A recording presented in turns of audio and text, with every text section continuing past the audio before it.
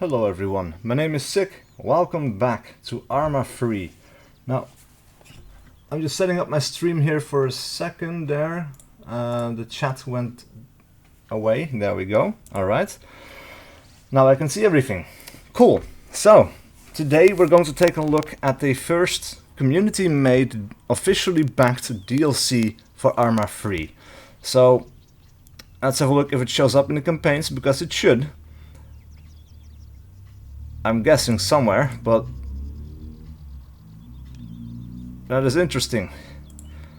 I bought this game. It should be in here.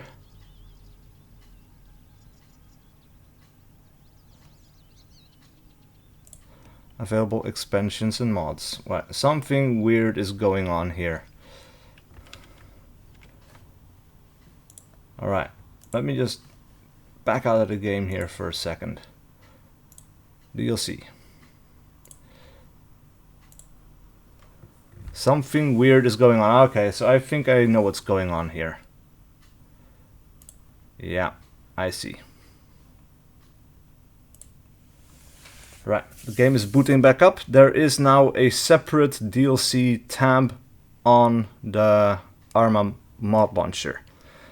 And what happened was I did not actually tag, or tag on the Global Mobilization DLC, so that was off by default. It's a little bit strange, I have to say, but alright, now I know, and I probably never have to touch it again. It's a little bit strange, but yeah, please feel free to skip ahead if you're watching this at some point in the future. It's a little bit strange, but I didn't know. I'm sorry. We're going to continue on as soon as the game loads in. So I'm just going to keep talking for a bit. Now I am running some mods in this game. The most important one, the most significant one, is Project Human, which is a mod that I helped make, which is a death screen mod. So basically it makes it so that whenever you injure someone, or whenever someone gets injured around you, or the player gets injured, there will be a scream of pain, and when you die, there will be further screaming, crying, gurgling, when someone is shot in the head, for example.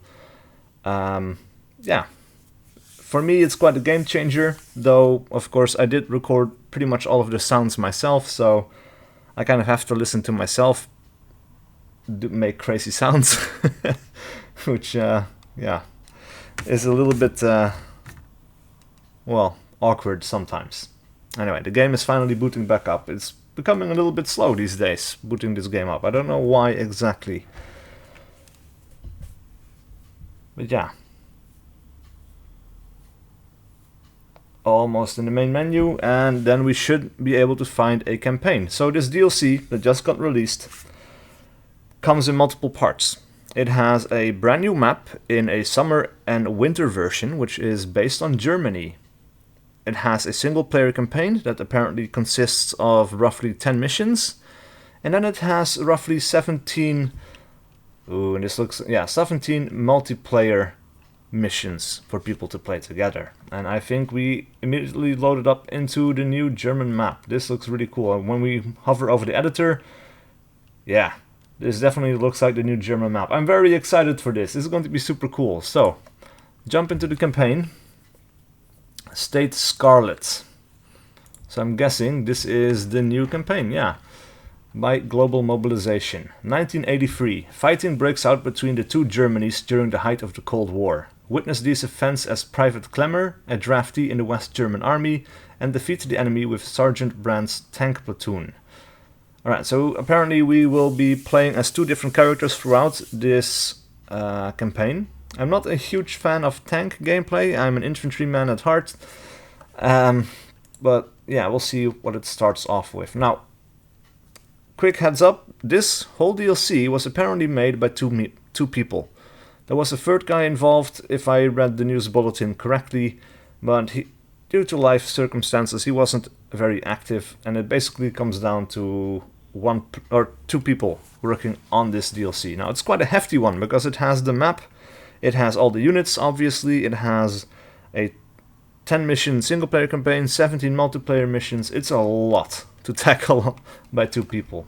So I'm really curious how they did, because they were helped or backed officially by Bohemia Interactive. So let's see how they managed, shall we? Let's have a look at the intro.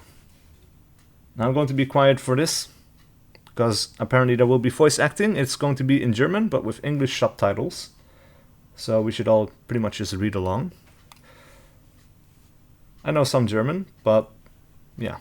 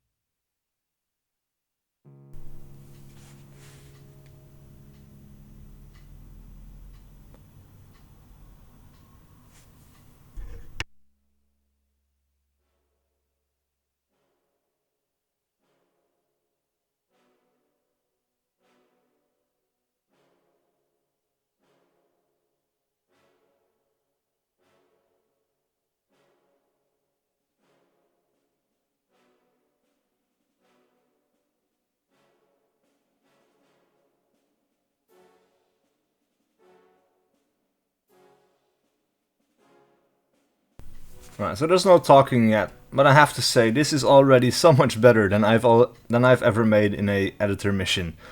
Like the moment with the police officer sitting behind the desk, opening a drawer and picking a gun up out of the drawer. I never thought that was going to be possible in ARMA. That is already super crazy to me.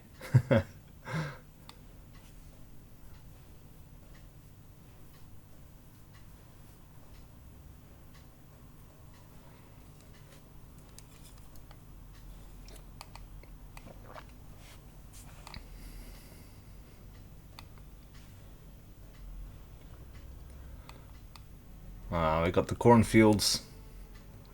Big open spaces, it seems like, which is going to be interesting to fight through as an infantryman, though it lends itself perfectly to a platoon or a tank platoon.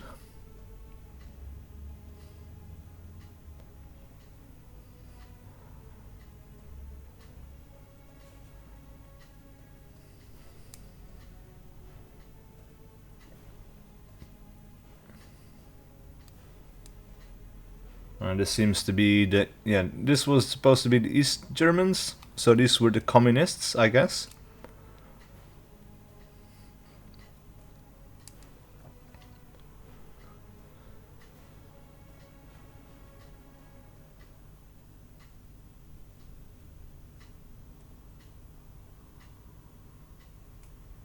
I have a feeling they made some custom animations for this.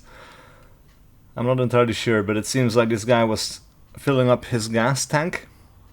Might just be a generic animation, but oh, look at that. This guy sitting on the chairs like this, that's new. That's really cool.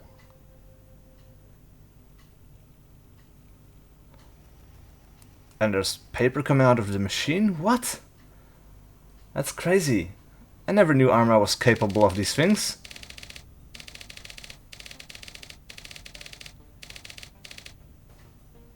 State Scarlet. Scarlet is red, no? So the red state? Oh Jesus, no way. That is amazing. Either ARMA 3 has had some significant updates that I was not aware of, or this added a bunch of new animations. That is super cool.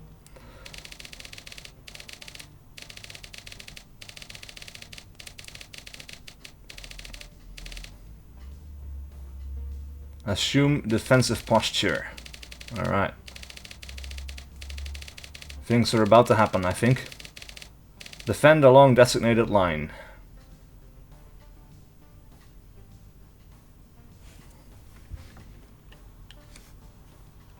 And this seems to be the West German troops.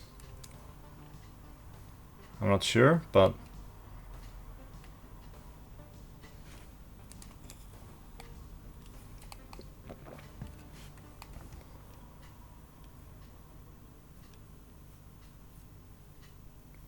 And this is us, Klemmer. Private Klemmer. It's cool that we're not a commander or a squad leader or something like that. I hope we can just kind of follow along with like our own squad leader, an AI squad leader. That would be super cool. Alright, so start briefing, I guess. Feindlage. Feindkräfte in unbekannter Stärke haben heute Morgen um 0200 im Raum zwischen Wolfsburg und Helmstedt die Grenze überquert. Vorderste Spitzen wurden auf Höhe Groß-Sisbeck, Groß-Twülpstedt aufgeklärt. Vermutete Absicht ist es, dort Brückenköpfe über die Aller zu bilden, um das Nachrücken weiterer Kräfte zu sichern. Eigene Lage. 2. Panzerbataillon 22 wurde uns unterstellt. Verstärktes Panzergrenadierbataillon 23 hat vorgeschobene Stellungen nördlich und südlich von Volkmarsdorf bezogen. Auftrag. Zerschlagen von feindlichen Kräften westlich der Aller und Gewinnen von Stellungen westlich von Querenhorst. Durchführung. 2. Kompanie gewinnt Stellungen nördlich Querenhorst und sichert nördliche Flanke. Hierzu später mehr. 3. Kompanie, ihr Schwerpunkt, greift von Klein-Sisbeck über Groß-Sisbeck auf Querenhorst an, gewinnt Brückenköpfe bei Querenhorst. 4. Kompanie, eingesetzt als Reserve, überwacht südliche Flanke. Ausführung. Alright then. So I guess we are on the offensive after all. That's pretty cool. I thought this was going to be defensive, but I actually prefer to be on the offensive. So this is going to be interesting. Now, first task will be to take Klein Sisbeck, Little Sisbeck, then move on to Groß Sisbeck, which would be Big Sisbeck. And now we go on to this other village. Now I assume we are going to get some kind of transportation for this, because this is quite far away. Though this is an interesting choice. Like, we're going down this road, but enemy is supposed to come from this direction. Like, that seems prime for a flanking attack, doesn't it? So our situation, this is basically what they said in the briefing. Okay, so we can ignore that. And we are Private Klemmer, number 8. That is awesome. Alright, let's continue. We can just follow along. Oh man, I love these northern German woods. This is so cool. Now we have the G3A3. Oh, that's a cool weapon, I like that. And this is... ooh. That weapon is a little bit... I don't know, it's kind of hard to look through.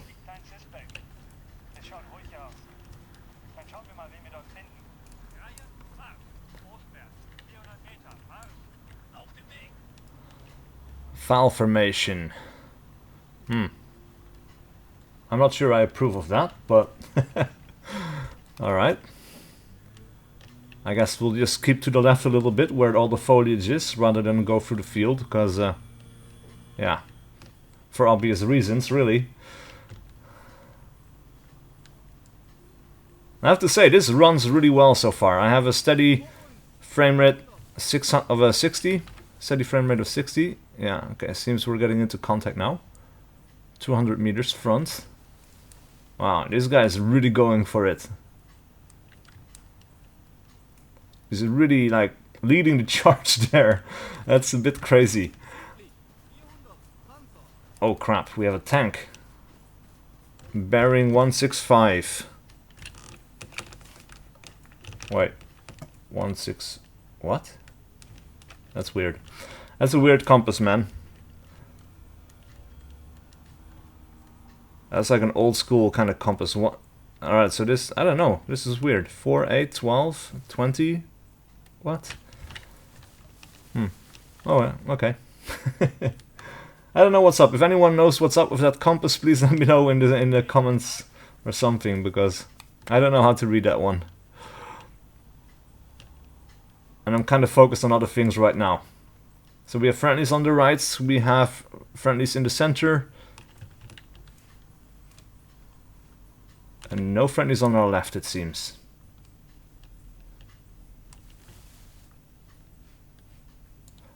But it is super cool to see a new map in ARMA. Like, all new buildings. And it's an officially supported one. And there's like a winter version of this map as well. That is super cool. That makes me really happy. And of course it's like an older setting. And for once, it's not the not the Russians we're fighting against, as the Americans. Wo sind die alle? Hier Hammer. Kein Feindkontakt in kleinen SiC. Komme. Die müssen alle geflohen sein, nachdem der Feind hier durch ist. Stell dir vor, du wurdest von einem Panzer in deinem Vorgarten aufgeweckt.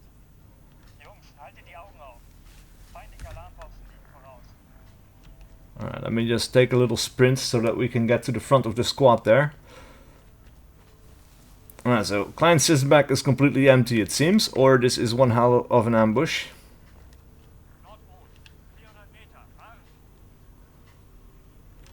But yeah, this, like the vehicles, the buildings, it is so refreshing to see a map like this. And apparently, this is one of the biggest maps ever made for ARMA. Now, I don't know the exact size, and I haven't looked at the map quite yet, and we'll do that in a moment, I guess. But can we enter this building? This building looks enterable. Okay, I'm going to have to check this out. Completely out of stamina there. Wow, we can. It's probably like a second floor to this as well. Alright, we may have to check this out in the editor later. I don't know. That's going to be super cool.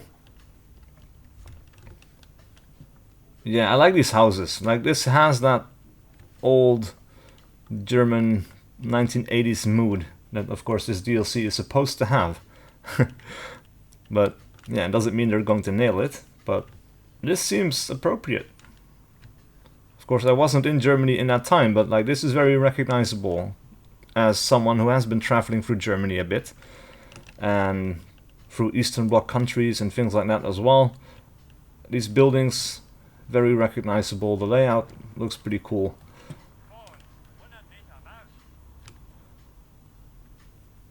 Wow, these guys just do not stop running.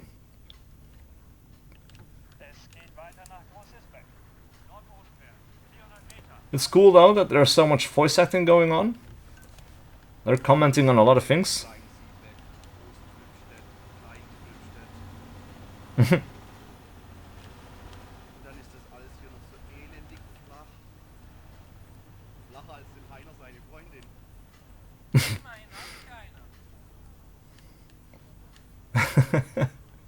Alright, that's interesting.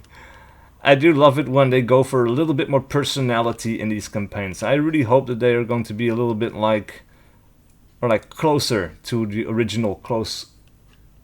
No, not close. It's Cold War Crisis campaign. I love that campaign, and part of it was... Oh, okay, here we go.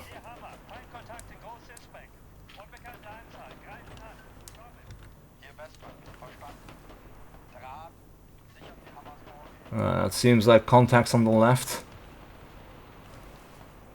I don't think we're going to be able to see a whole lot there. Well, it's best to get off the road, probably. But yeah, frame rates throughout this seems pretty solid. That's really good news. That's something that's always a little bit worrisome with new releases for ARMA. And especially if this map is actually the biggest map they've ever made. There might not be as much detail as Altis or Stratis, basically just due to geometry, but that is still going to have an impact, I think. Alright, so we have people out in the street. Right, this is a good opportunity for us to lie down for a moment, regain some stamina, because we are beat. Now, some of you may have already noticed, of course, that I do not have a crosshair turned on at the moment. And that's just kind of the way I like it right now. Now, these iron sights do make things a little bit trickier. Alright, so this APC really seems to be cleaning house for us right now.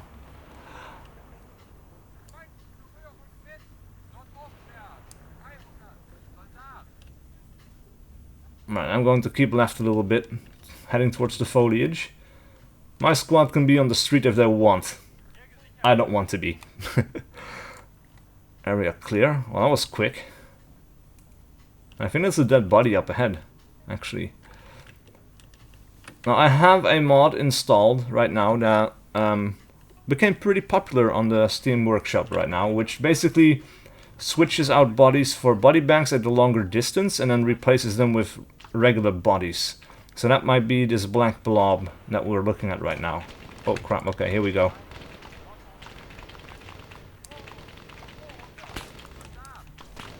Uh-oh. These guys are pretty good, man. They're killing everything for me. It's a little bit of a shame. But once we close the distance, I'm sure I can get some kills too. And I might have to configure this body bag mod a little bit differently, because this is yeah, there they go, back to regular bodies. That's a bit much. That's a little bit too soon for me. No, it may also be what keeps our frame rate up, so maybe I should not complain too much. Ooh, we get a target.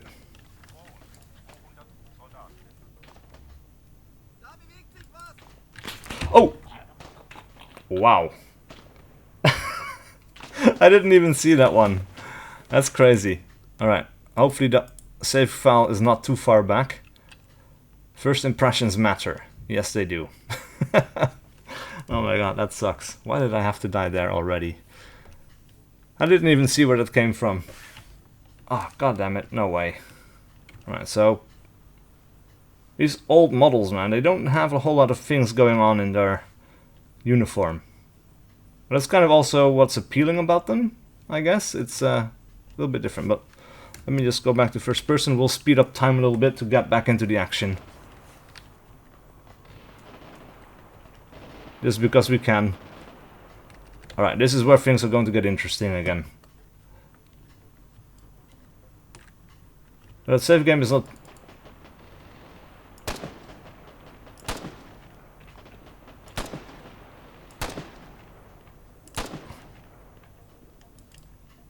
Alright. I have to say, those gun sounds are pretty meaty. I like them already.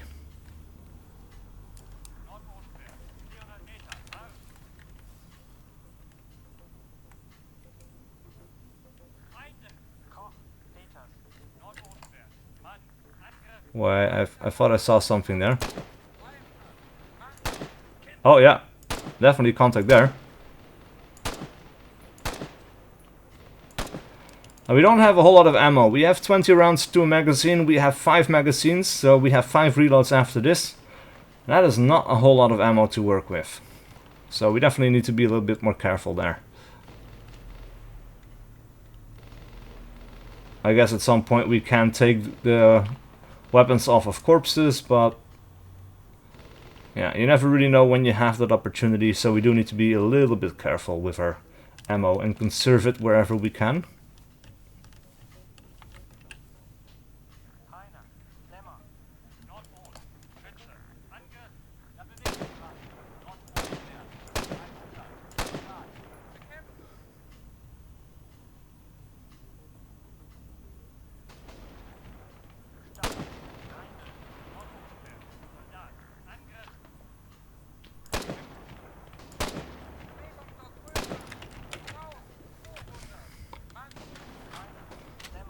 Alright, reload animation. I just wanted to check that out. That looks pretty good as well.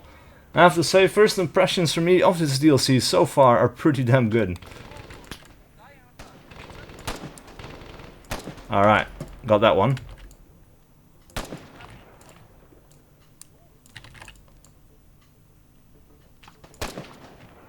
Whoo, headshot. That was pretty good. Even if I do have to say so myself.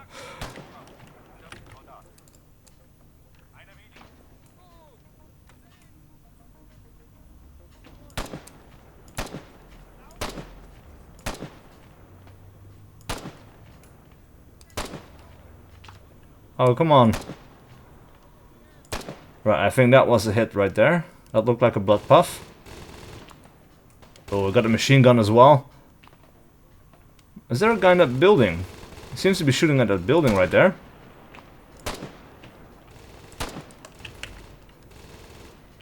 Interesting.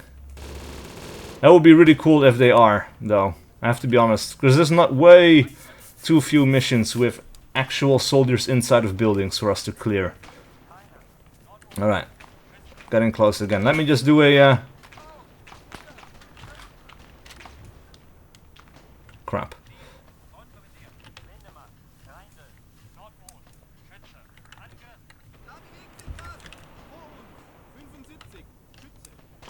Uh-oh.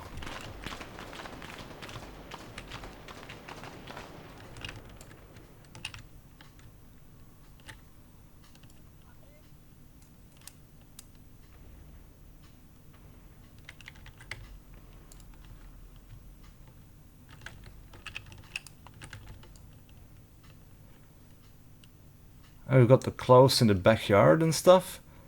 That's cool. Got some detail to this map, at least. Alright. There's bound to be an enemy left somewhere. Alright, so that's a friendly vehicle up to our right, covering the flank.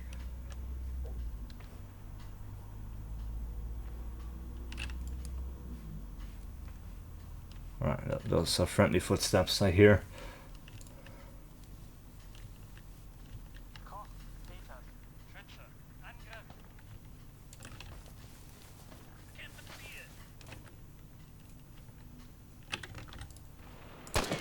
Oh crap! Oh Jesus! God damn it! How am I going to? Whoa! Fuck me! Oh no way! Oh man, those iron sights are tough. All right, that was a little bit careless of me. I have to be honest. That was, I can do better than that, for sure. But those iron sights are throwing me off for a bit. Like, I'm used to having, like, the red dots and the things like that on the modern weapons, you know? And it makes it so much easier to acquire your targets. I'm just going to have to get used to the fact that these iron sights are obscuring so much of the area. Alright.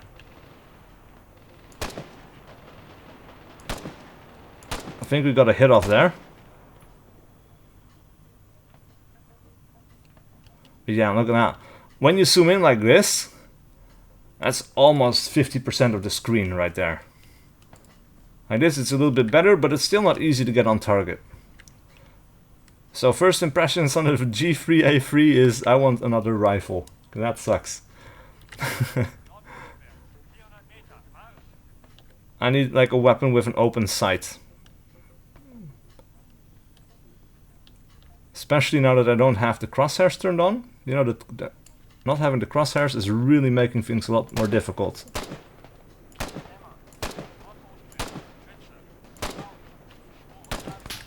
Oh, fuck.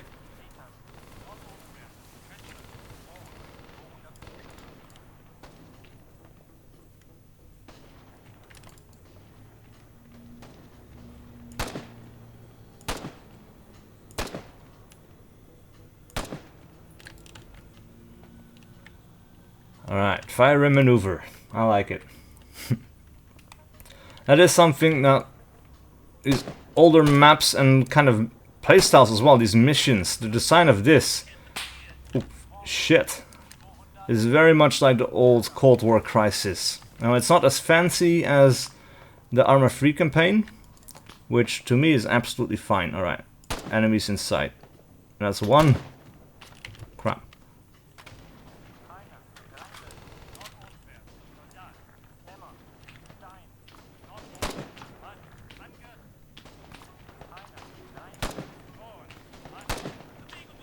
That's a hit. That's a hit. That guy is down too. Very effective. Alright, so I think that's another guy by the fence there. Now, a rifle is set to 200 meters, so that should be pretty okay. Yeah, that's another guy, definitely. And he's down. Cool. I wonder what rifle these... Oh, shit. These other guys have, though. So I think I saw in some trailers it's probably like a variant of an AK or something. But I'm not sure.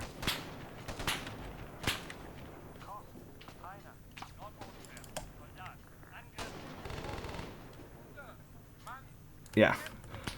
I want another rifle.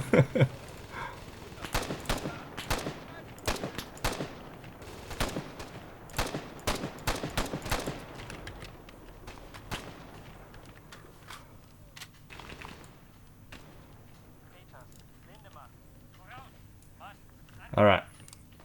We definitely have some bodies over here, but I don't want to check them out in the open. We're just going to keep moving, trying to close the distance, and I'll have to be a little bit more careful about actually engaging these guys up close, because these iron sights are rough.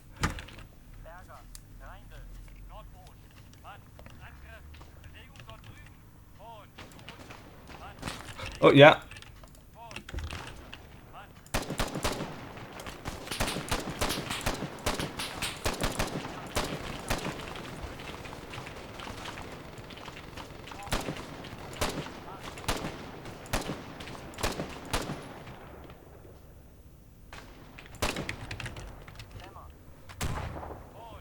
What?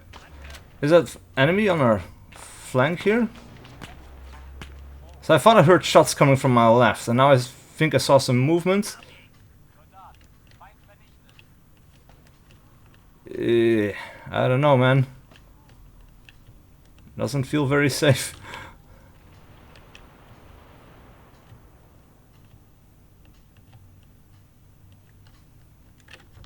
Right, so that street looks to be clear for now. We're running low on ammo, so we already should definitely check out what these enemies are carrying.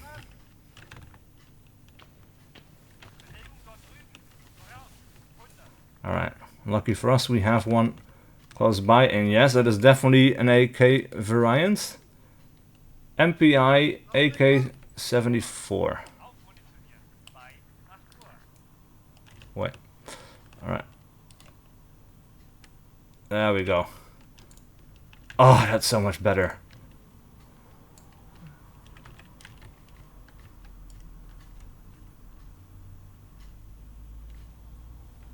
Right, so our entire squad is on the right flank. I guess we should stick close. They don't seem to want to clear the left flank of the village here, or town, really. Ah! There was a guy there after all.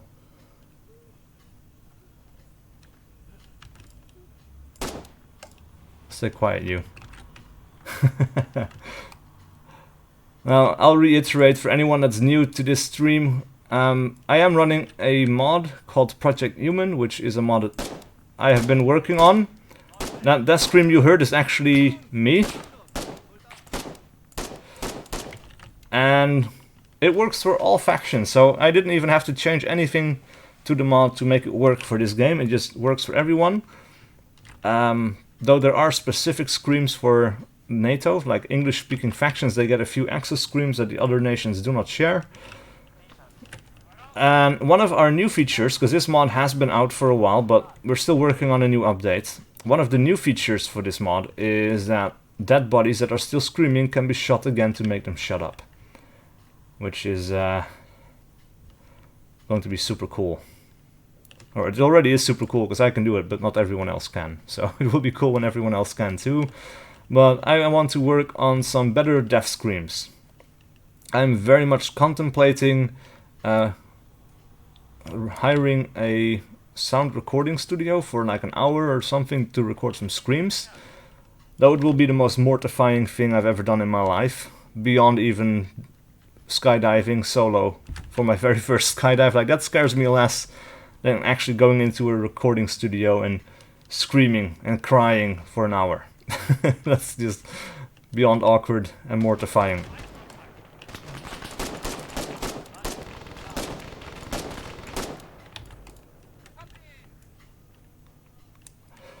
Hey, Masturbator, if you plan to play the co-op mission one time, hit me up. Oh, for sure. I definitely want to try some co-op missions in this DLC. It's going to be super cool.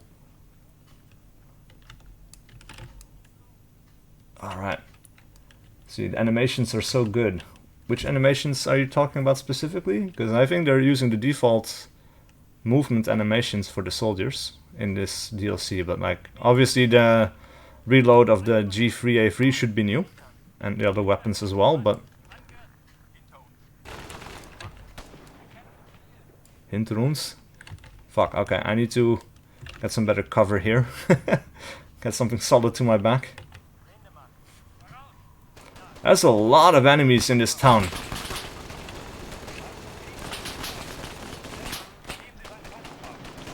Peter's down, take over his AT weapon. Oh. What? Oh, that was super close, by the way.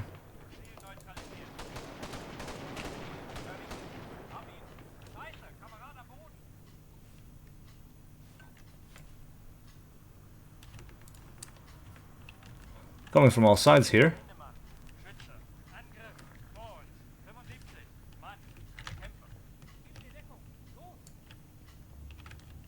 Alright, someone is still screaming over there.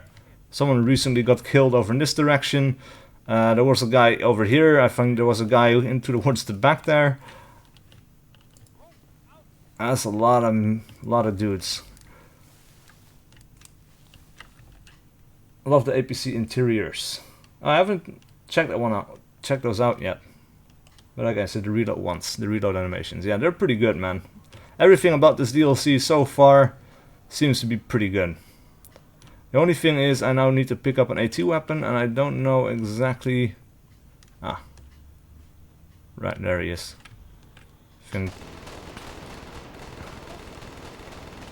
That's not what I need, right? Inventory.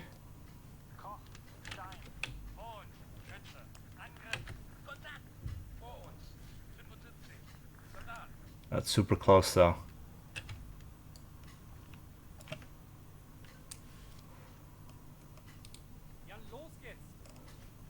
Infantry backpack. Okay, yeah, okay, so we need his backpack for sure. And now we just need to...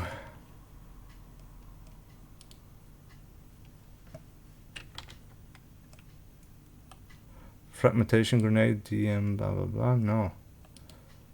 That's not what we need. Damn it. How do we...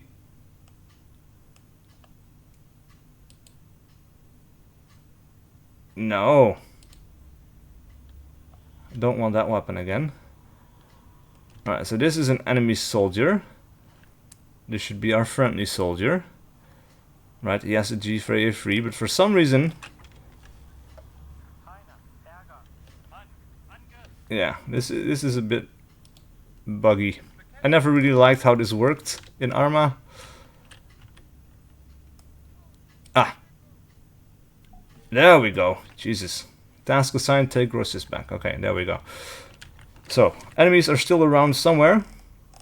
It seems like they are up ahead and towards our right flank. So, I'm going to start moving in that direction. There should be a guy over towards this road.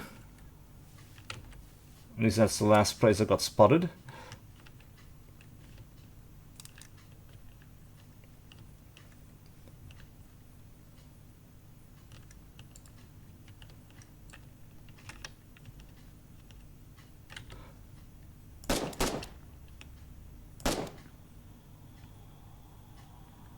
Well, that's two of them. We still haven't taken the town down, so there's bound to be more. And this is a pretty sizable town, right? So let's just back into the corner here for a moment, because again, like they said, this is going to be the biggest map in the history of ARMA 3. So this is one town that we've been fighting over, these two towns so far. Yeah, okay, that's pretty big. I don't know the exact size, but that looks pretty sizable. Alright, so we have another enemy towards our rear. Ah, cool.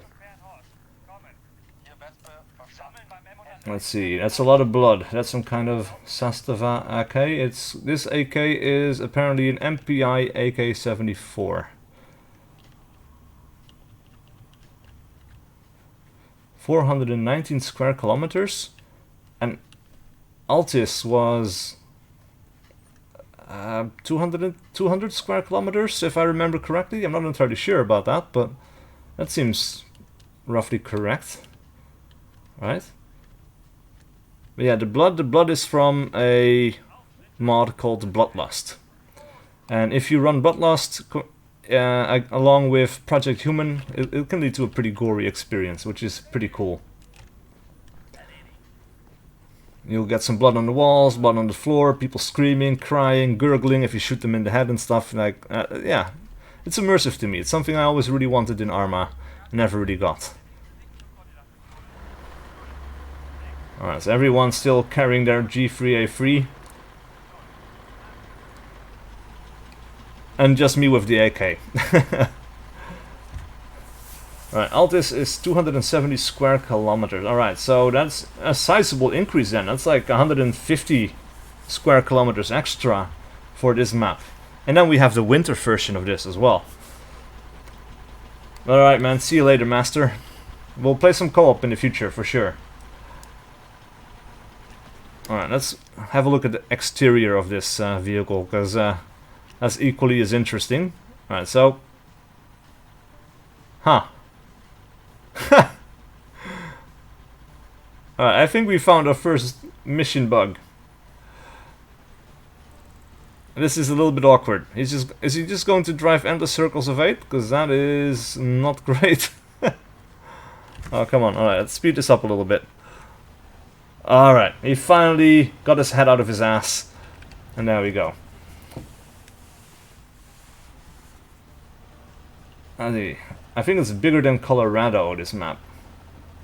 Oh, maybe. I don't know. I don't know how the size of Colorado. Like, I've been to the United States and it's a huge place, but I never really explored the whole of it, so I don't know about that. You may be completely right, but I don't know.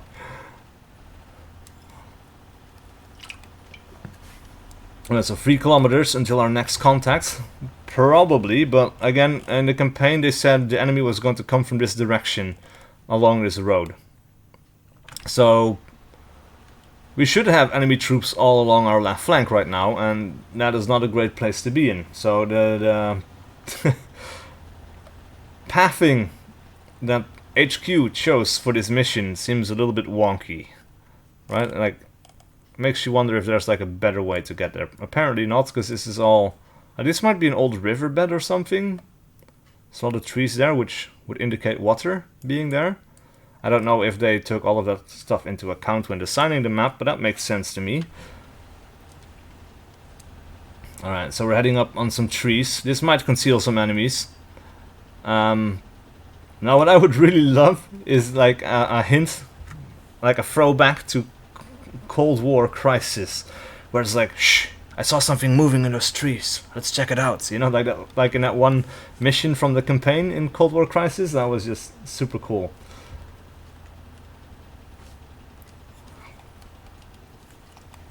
You're not American? Where are you from? Your name kind of, you know, gave that away to me, but I don't know. Could have been American, who knows?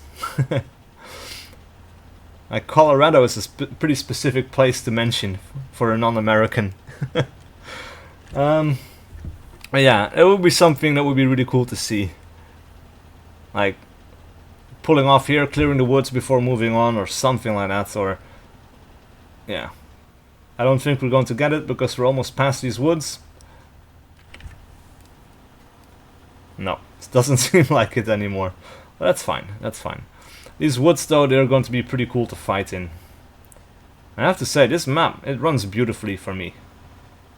Like, there's a lot of detail, lots of trees. Yeah, it runs pretty damn good.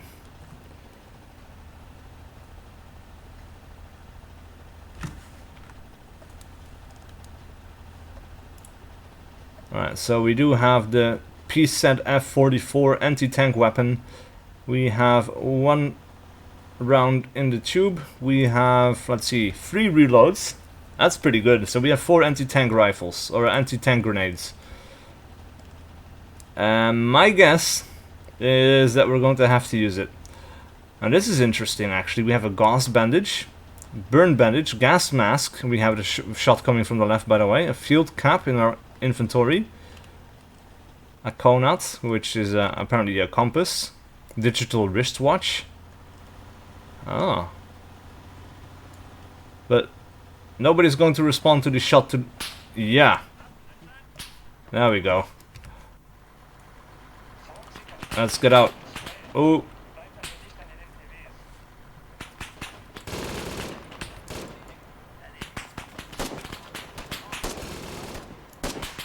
Oh crap! I need to get away from this vehicle. Shit. Oh crap. Whoa, oh, did you see that? Did you see him fly? What the fuck was going on with that ragdoll? That's pretty cool. Alright, so that guy's dead.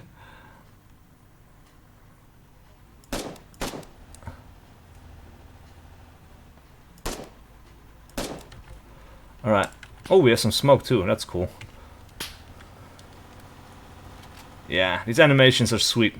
You're right.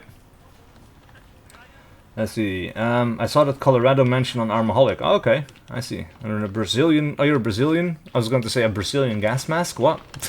No, I get it. You're Brazilian, and yeah, we have a gas mask. I don't know if the gas mask is actually useful for anything, but it's like a cool. We can wear the gas mask though. That's pretty cool. So. Oh yeah. Look at that. That's pretty damn awesome. It doesn't really have a visual effect. I doubt there's gas in this game now, but it's pretty cool. Oh, we had infantry over here as well. All right, things are going down.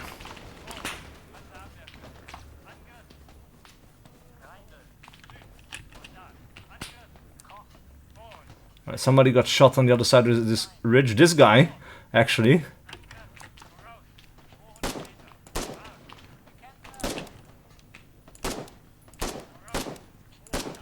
Alright, he's dead.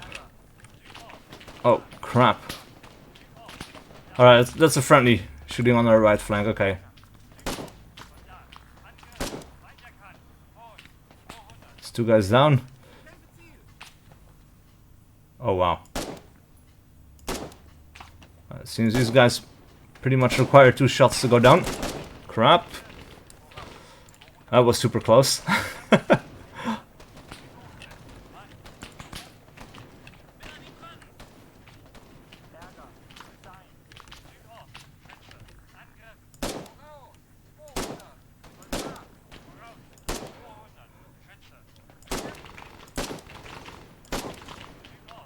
Alright, more guys down. I have to say, these missions feel pretty well balanced so far. I think there's another guy by the...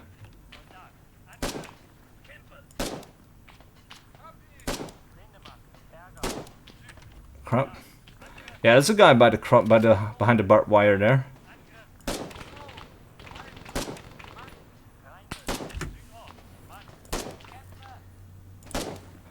He's not dead yet. Alright, I think we got him now though.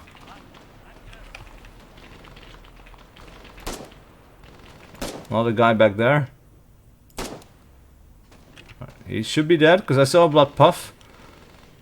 Might just be wounded, but yeah, I think his animation changed or something. Like his head, I think his head went down. Top left, right on the guts, or something on the top left. In the building. So I'm kind of distracted by the firefight. I'm a little bit late with responding to the comments. Oh.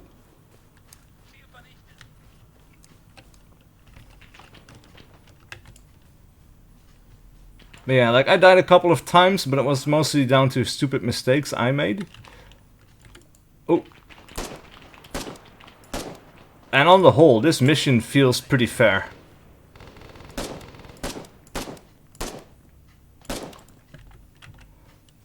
Pretty soon though, we're going to have to rearm again. So I'm running low.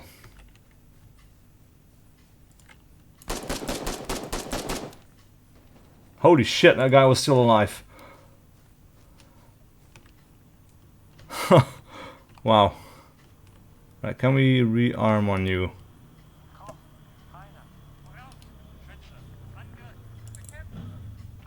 Nope, doesn't seem like it. He has some kind of drum magazine.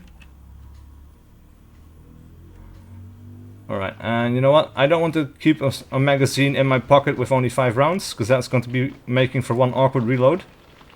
So let's just take a chance on those bushes. Empty that magazine so we can throw it out.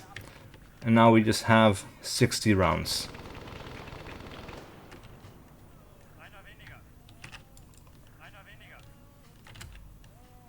Okay, they definitely got him.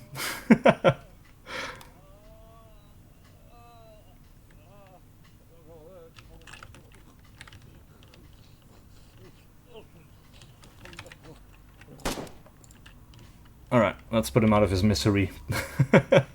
That was going to go on for a while. There are some screams that I recorded that are like a minute and a half long. And it can keep going for a while. One of them actually was pretty intense when I recorded it, as I was making some very weird noises with my throat, and it made me want to throw up. But that kind of sounded appropriate to the death scream I was actually doing, so I kind of kept it in there.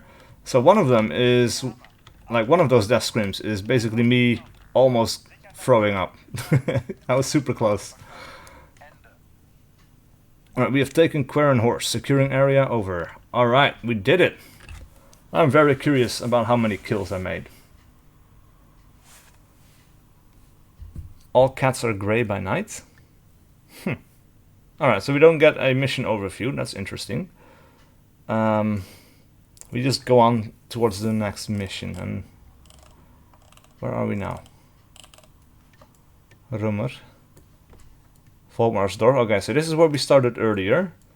Toward Klein Sisbach, Gross Sisbach, and this is interesting by the way, because I'm looking at the map now, right? Klein Sisbach is supposed to be small Sisbach, and Gross means big in German. But this occupies way much more space than Gross Sisbach. That's yeah. There's something that I noticed now, but let's start the briefing. Let's go on to mission number 2. Die Lage ist unverändert. Einzelauftrag.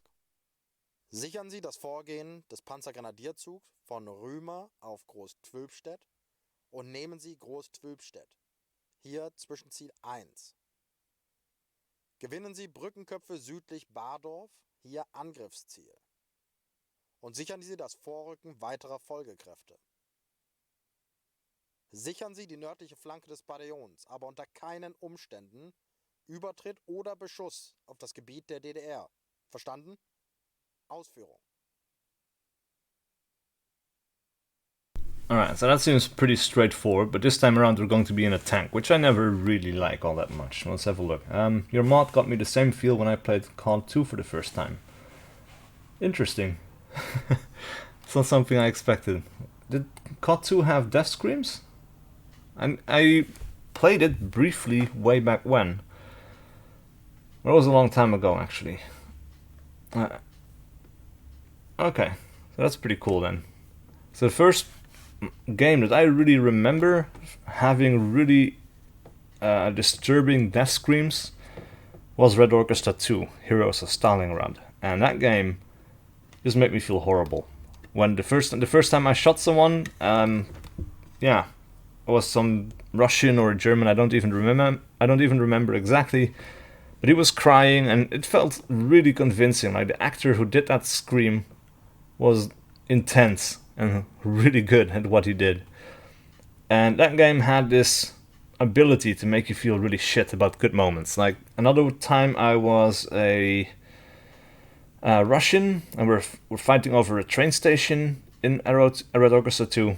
And I had just my bolt-action rifle, so I came in, and every bullet hit a target, and I killed 5 guys, I stabbed a 6th guy with my bayonet, and then I stabbed a 7th guy before I finally had the time to take a breather and reload my rifle. That was like this constant targets in front of my face. I had to act, and there was no time to stop. So it was just like bang, bang, bang, bang, bang. 5 shots were done, and then I had to run up, stab someone, stab a 2nd guy. I was like, wow, that's really fucking good, right? Like, that's a kill streak with a shitty weapon. In close quarters, like, I should have been fucked, but here I am, still alive, feels good. And then yeah, this last German started crying for his mother, and that made me stop and made me feel really bad, actually.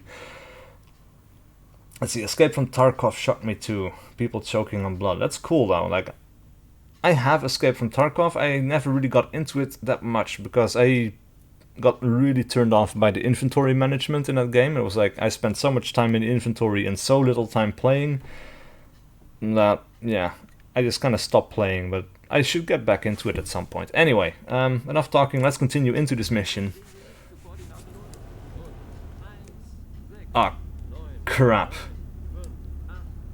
We're the commander. Can we... Yes, I want to switch to the driver's seat, thank you very much. Assign targets, no, we do not want to. Ah, man, I really don't like playing the tanks. I guess this guy's just on his way to the objective anyway, so that's good. I don't have to order him to do so.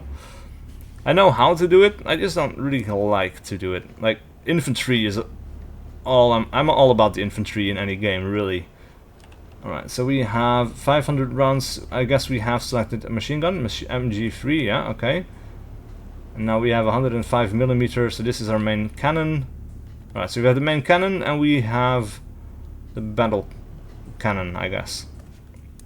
Alright, so we can set the range for this. Let's set it for 400 meters, I guess, because I don't expect to engage at super long range for now. Let's have a look at this tank though. That looks pretty cool. And we have 4 tanks in our squad.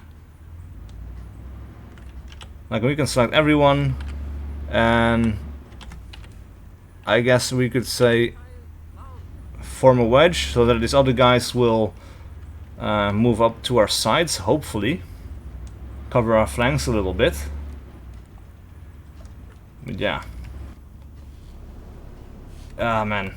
I hate it when the game makes me play the tanks, the vehicles. This is not a tank simulation game, it's just there for people to play with who want to, in my opinion, but I don't know, I don't think it should be like a mainstay for the game. Oh, and actually pressed the wrong button. I pressed the delete button on the numpad key, which enters this kind of command view, which I forgot existed. Well, we can press it again, and yeah. Alright. Alright, so move to the next waypoint.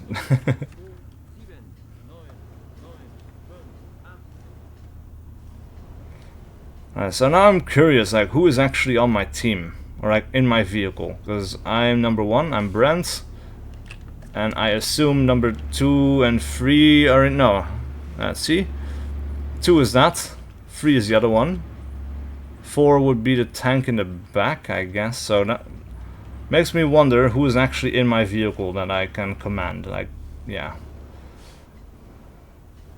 I don't know.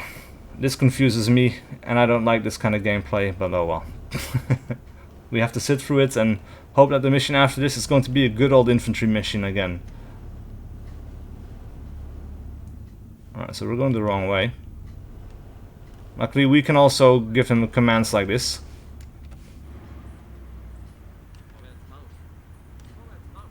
Oh, we have to actually hold the button now? Okay, that's interesting. Because normally you would give them the order and they would just keep going. And now I can actually completely control the tank by myself. Alright, so that makes things a lot more interesting, because the tanks were super hard to control in the past. And now I can just go exactly where I want, when I want. Alright, that really changes things. So everyone can fall back on me.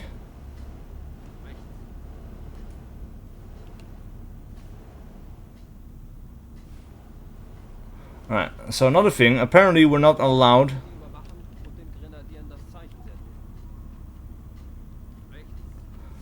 to shoot into enemy territory, which is going to be interesting, to say the least. Right. Alright, so we have a hunting stand or a watchtower, depending on your paranoia.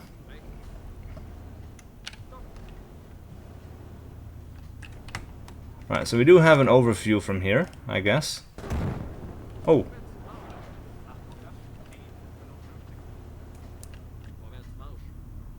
800 meters, alright, so let's increase the range to 800 meters. 1 kilometers, 135. Where though? Like oh crap.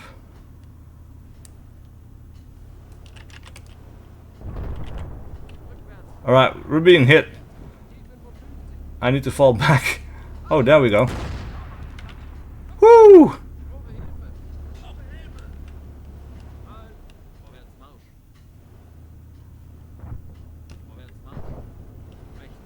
Alright, we should have other vehicles over here somewhere.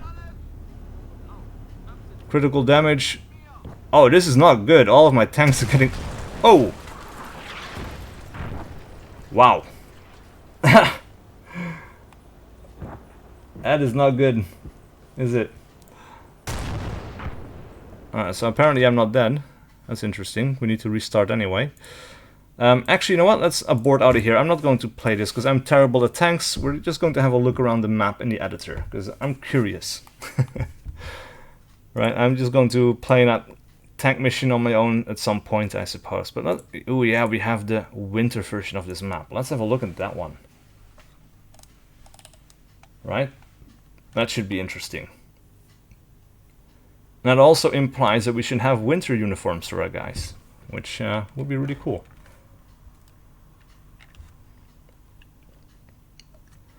Marienthal Monastery was found. Oh, it even has all the little hints and things. That's pretty cool. Takes a little while to load, apparently. But that's fine. Gonna hurry up a little bit now, though. But I'm very curious how the winter map looks, because usually these maps are completely barren from grass. Alright, so this is... apparently we have a little bug here. Not sure if that is specific to this... Oh, okay. It's a bit weird looking ground, to be honest. Is it a campaign? Hi, the flashpoint. I was playing the campaign just before, yeah. And now I just wanted to, because we ended up doing a tank mission, and I don't really like playing the tanks.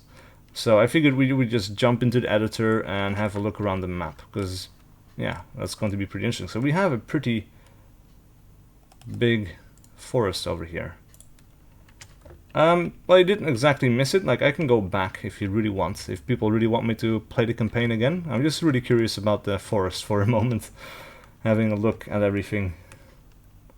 As it is, this is a pretty sudden cutoff for the types of trees that we have here. It's a little bit strange, but oh well. Right, so we have this really big town. We have Gross Twilpstad. This seems to be a really big town, and we were fighting over this in the campaign just a second ago. And we had this, yeah, we have a railway. Alright, so let's just go there for a second, because I think the tanks were kind of hidden behind this. Or not. I'm not entirely sure, because we came from over there, and then I think we were fighting around this area.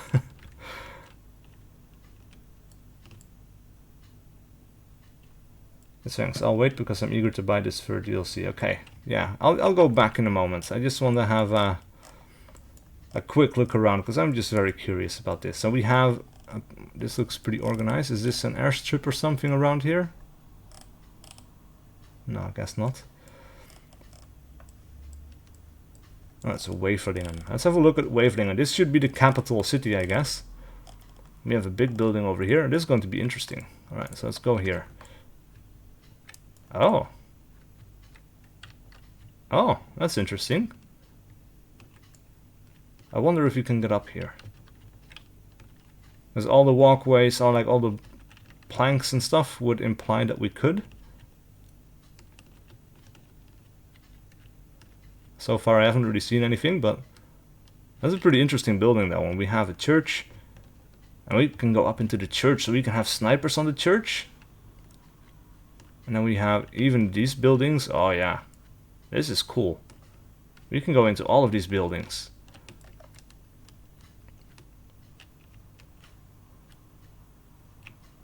Alright, and we have a train station around here somewhere. Yeah, there it is.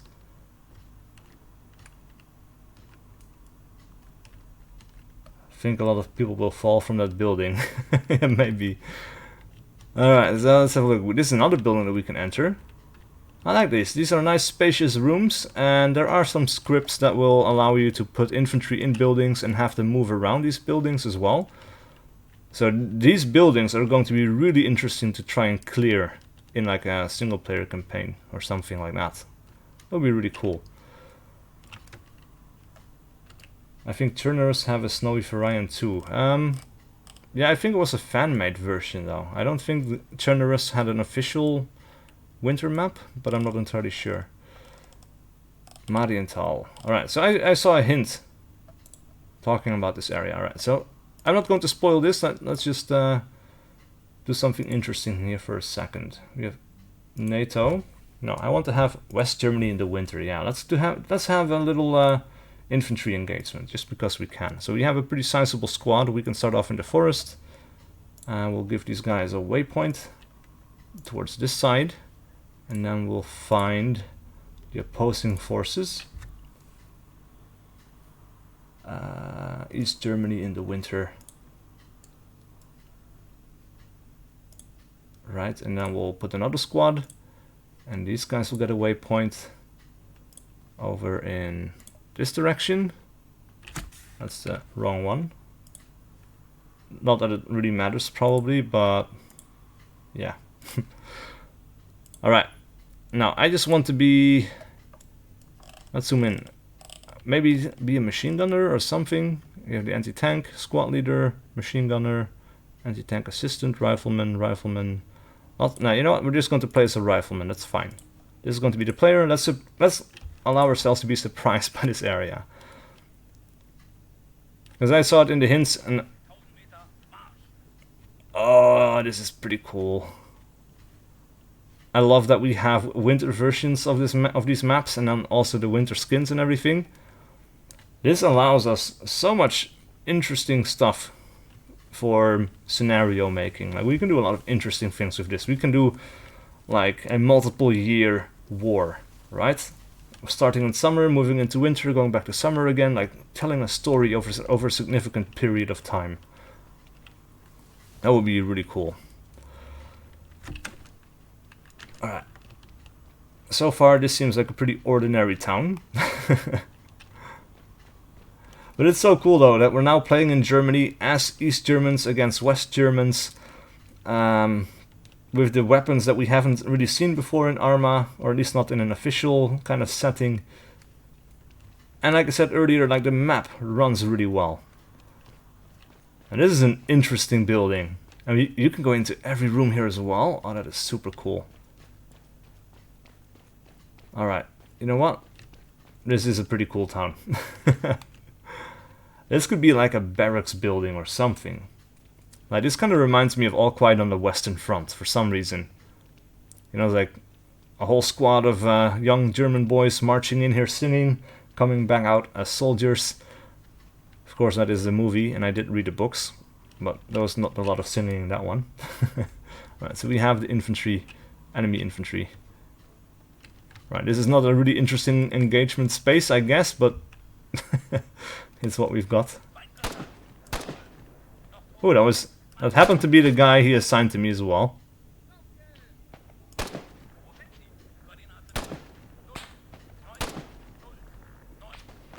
Alright, so that's pretty easy. Let's just move.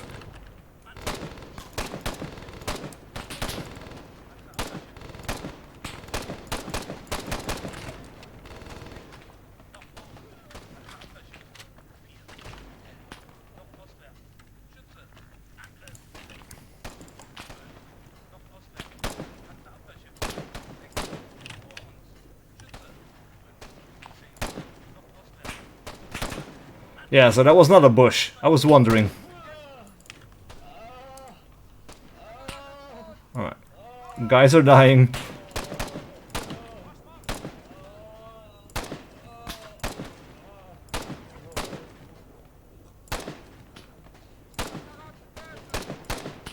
Ooh, that was almost a friendly fire incident. Alright, yeah, these sounds do need to be cleaned up a little bit. Unfortunately, we cannot do it the normal way, because there's like a problem with the sound files that makes sure that they cannot be cleaned.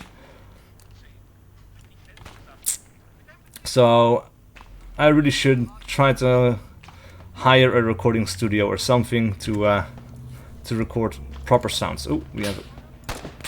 Oh, crap.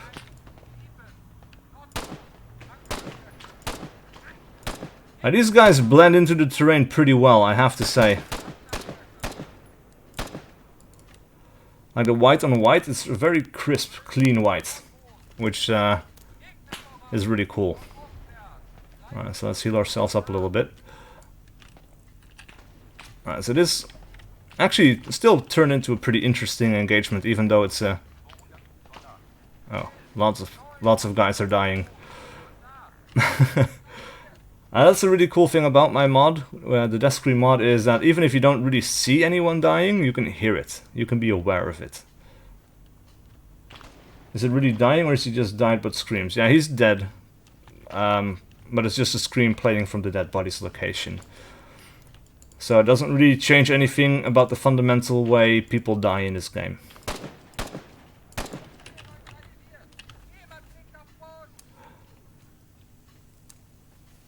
Like, there's so much I would like to do in a game, with people dying and the animations and things like that, but I don't think ARMA can really do all of those things.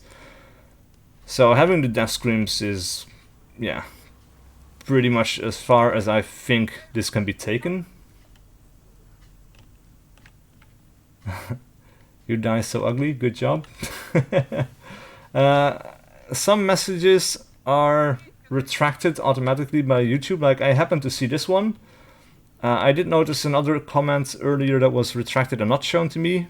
Apparently YouTube takes offense to the words "God damn it" or something like that. I'm not entirely sure why, like I don't mind, but some of the comments are not really showing through. So is the texture's graphics bad, or is your texture setting lower than ultra? I'm actually not entirely sure. Let's have a look. Video. So almost everything is set to standard or high. We have dynamic lights on ultra. That's interesting. I don't know why I have that, but the textures is standard. Let's put it up to ultra and see what that does. Alright, so that does look a fair bit better.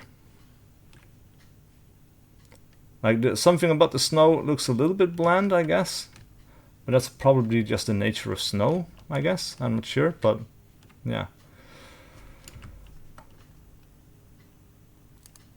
But yeah, this is pretty cool. I think we've got everyone, by the way.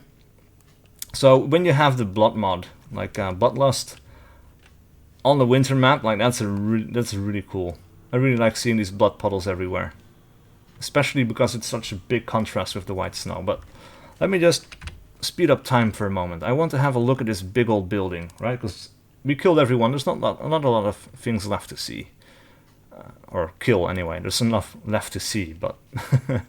Yeah, this building is super interesting. And I saw that these are not just blanked out windows, right? There's like physical rooms behind them, so I'm guessing we can go all the way up, which will be super cool. Like, you can do such cool things with like room clearing or things like that in a building like this. Now, it doesn't seem like we have windows on the inner side, so we cannot shoot from one side of the building into the next, but... Alright, so this is the hallway that goes all the way to the other side of the building. That's pretty cool.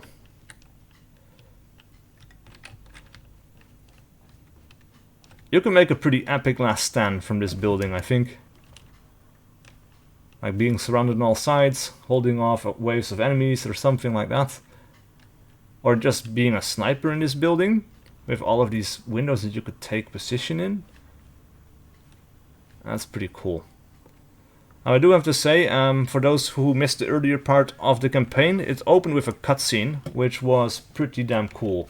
In that there was a police officer sitting behind a desk. He opened a drawer, physically opened a drawer in a very smooth motion, and in another smooth animation, picked up a pistol and put it on the desk. And I was like, what the fuck? Because I never saw anything like that happen in ARMA 3, not even in the official campaigns, right? I just did not think that was possible, and somehow these guys did it, so that's really cool. And so we had a quick look at the winter map. I guess we can go back to the campaign for a moment.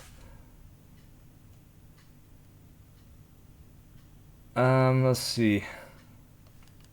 For a moment, I'm getting another comment, which was kind of blocked off by my streamer program.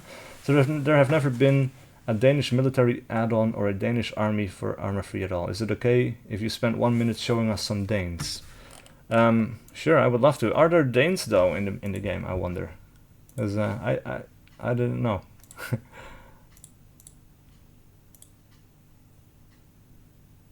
So this is something else. Red Hammer troops. Denmark. Oh. Oh. That is interesting. All right. Yeah, for sure. I thought it was just going to be Germans, but apparently not. All right. So we have these were the winter troops, right? Yeah. And let's have some troops from summer. And we can turn these guys around. I'll just be a rifleman, I guess. Let's have a look at these guys. That's really cool. Alright, so these guys apparently also have the G3A3.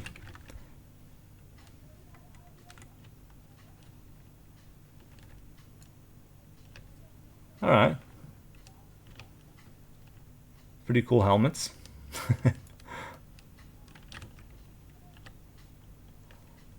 They almost look like worm caps, though.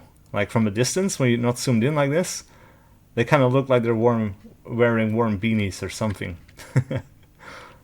Right, so I guess they have the same weaponry, and they seem to be pretty close to the Germans, no? Let's have a look at the summer troops. All right, so that's a pretty cool uniform, I have to say. That's kind of like a green Flecktarn, isn't it? And we have the MG3. What is this? Is that a tripod or something on his back? Because that would be pretty cool. Actually, let me just have a quick look at the tripod, or or just the MP3 or MG3 in general.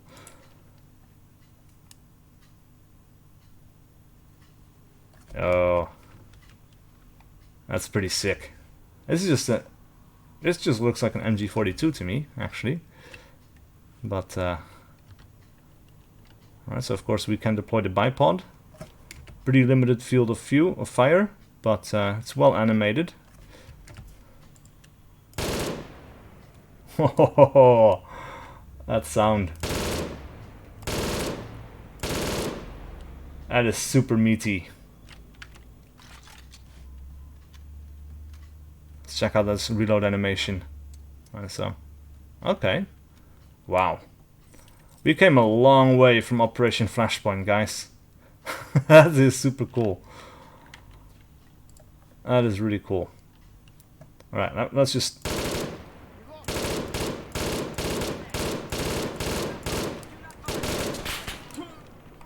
Yeah, okay.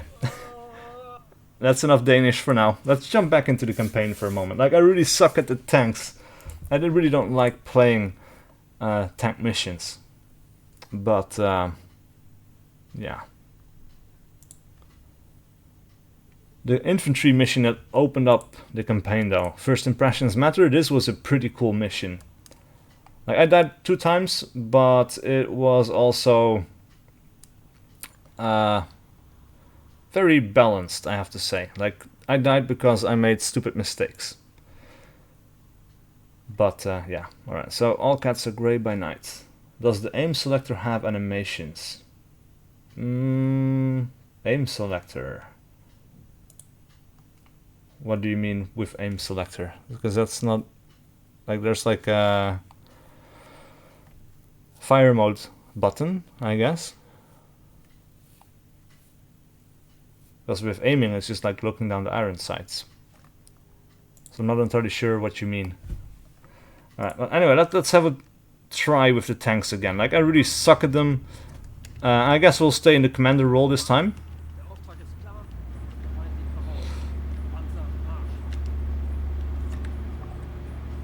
Alright, so I skipped the briefing because I went for the briefing before. Alright, so... Oh, the tank wheels and the tracks, they stick to the ground pretty well. Like, that's really well animated as well. I'm not sure if that's something that is for all of ARMA 3 at the moment. Like, that's something that got changed or something. It probably is with the tanks DLC, right? But it's really cool to see anyway. So far, like the quality of the models and all of that, it is really good. The missions of the campaign so far are pretty cool. At least the first one was. Like I said, I'm not a fan of tanks, so I cannot say if this is a great mission for that. But yeah.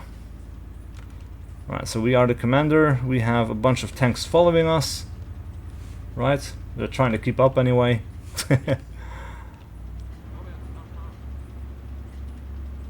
Alright, now if we press the delete button, or del on the numpad, we actually go into this kind of commander view mode, which gives us a little bit more overview. But then if you press backspace, we go out of it again.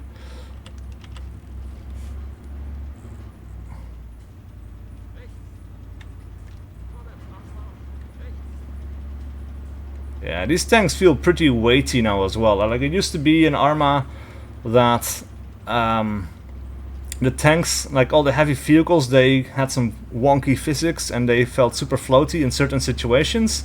And like this one, like you can see it jumps kind of up a little bit, but that's not unnatural for tanks to do. If they have enough speed, they go over a bump, they can kind of do an animation.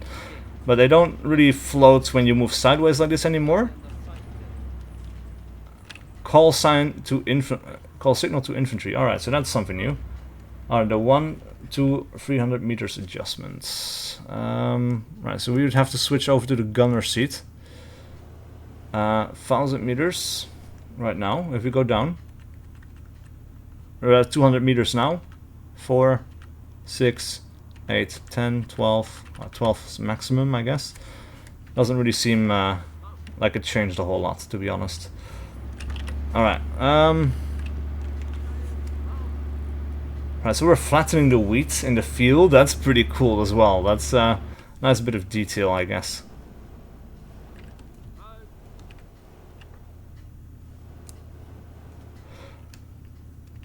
Alright, so we could call it the infantry. Oh!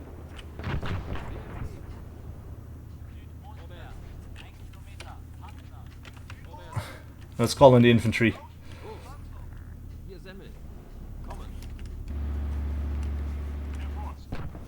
Ah, man.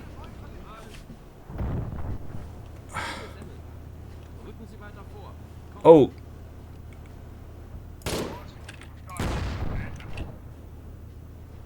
Alright, I see vehicles.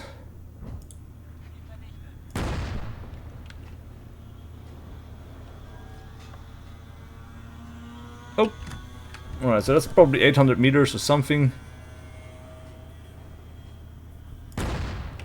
Yeah, 800 meters seems about right. Oh, that's a miss. Alright, he's down. That sounded like there was something else coming this way. Like, I do like the combined arms scenarios. I really do. But I just want to be playing as the infantry with the tanks as support. I don't want to be in a tank. I always lose sight of the bigger picture. Anyway, so look, you earned my like and subscribe. You just convinced me to buy the DLC. Well, thanks, man. I appreciate that. And thanks for subscribing.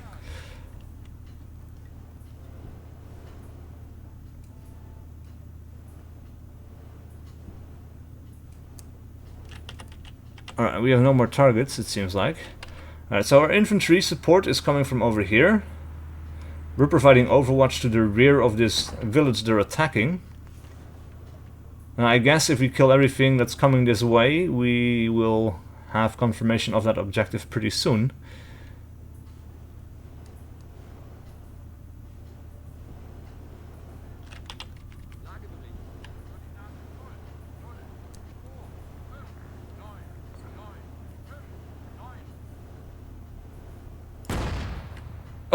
Oh, that bounced. Alright, so we lost 2 tanks already. We are down to 1 friendly tank. That's really unfortunate. Alright, so where's this freaking BMP gone? Has to be moving in this direction, right?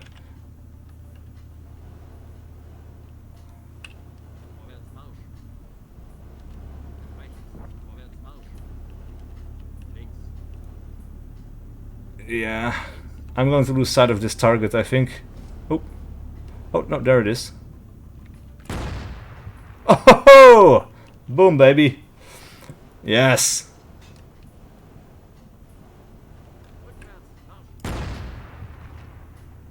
Oh, that looks so cool. Like, I guess all of this got changed by, like, is that thing... That is super cool. I hope they add aerial vehicles in the next updates, if they are supposed to patch this DLC. Oh, there's no air? That's interesting. I guess I should be happy there's not going to be an airplane mission, because if there's anything I hate more than tank missions, it's the airplane mission in Cold War Crisis. That was the absolute worst. Just get me out of those vehicles and onto the ground. Alright, so we don't have any targets, I guess.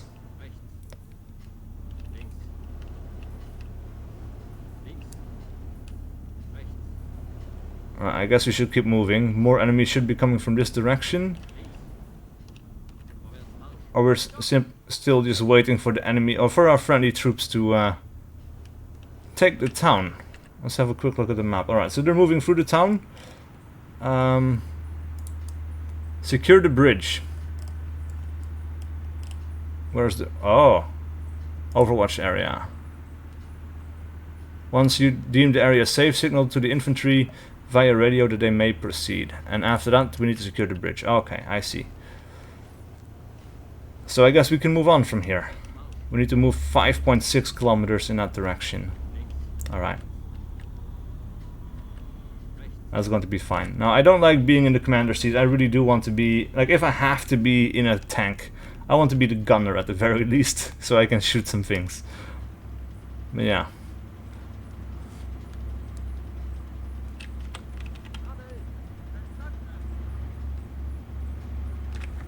Alright, he's very far away. We can tell him to go to the next waypoint, I guess. Now there is voiceover in between with the... Oh, Jesus!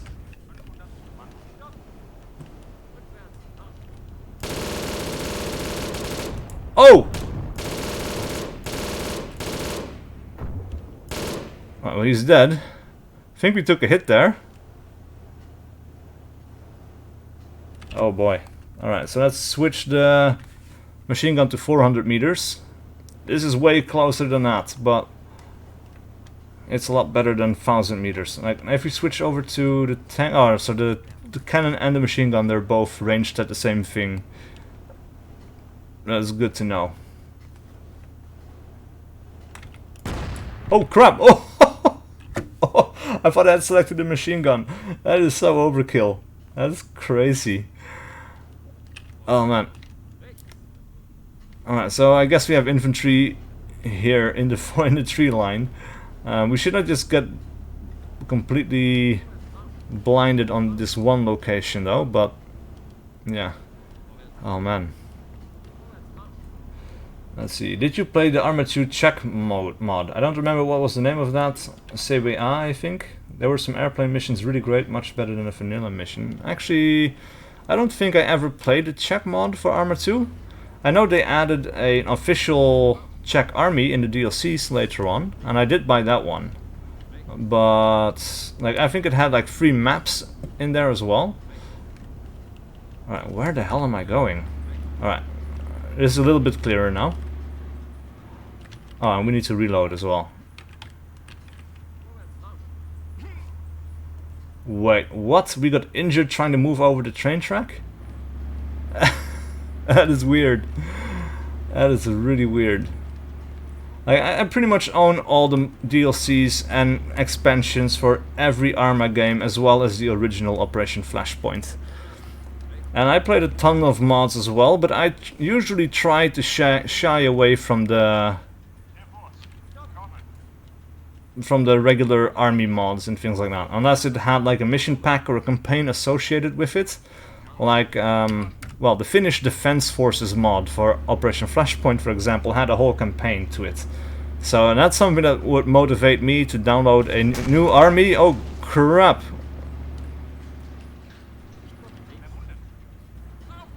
Was that a mine? Oh, no, that's... Oh! Ay, Jesus. See, it was a great community mod made by ARMA fans from the same... Okay. No, I never heard of that, though, I think. Or maybe I've heard of it and I missed it. Oh my god, so we have enemy infantry straight ahead. I guess they hit me earlier on as well.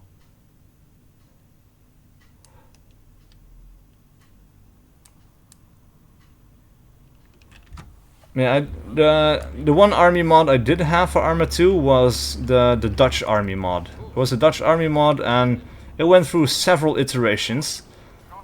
And that one was really cool though. Alright, so I wonder, can we zoom out with this thing now? We can zoom in? Oh wait, this is...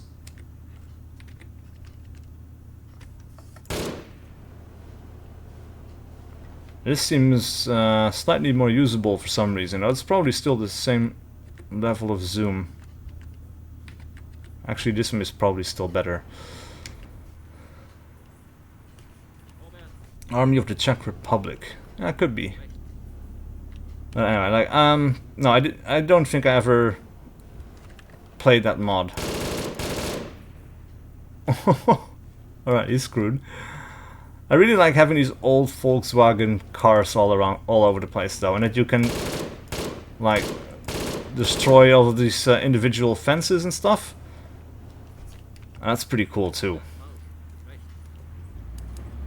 But yeah, I did have a Dutch army mod pack installed because I'm Dutch, and it was really cool to have a Dutch army mod finally. And I did make some missions for it in the editor as well, and like multiplayer. How are you not dead? Oh my god.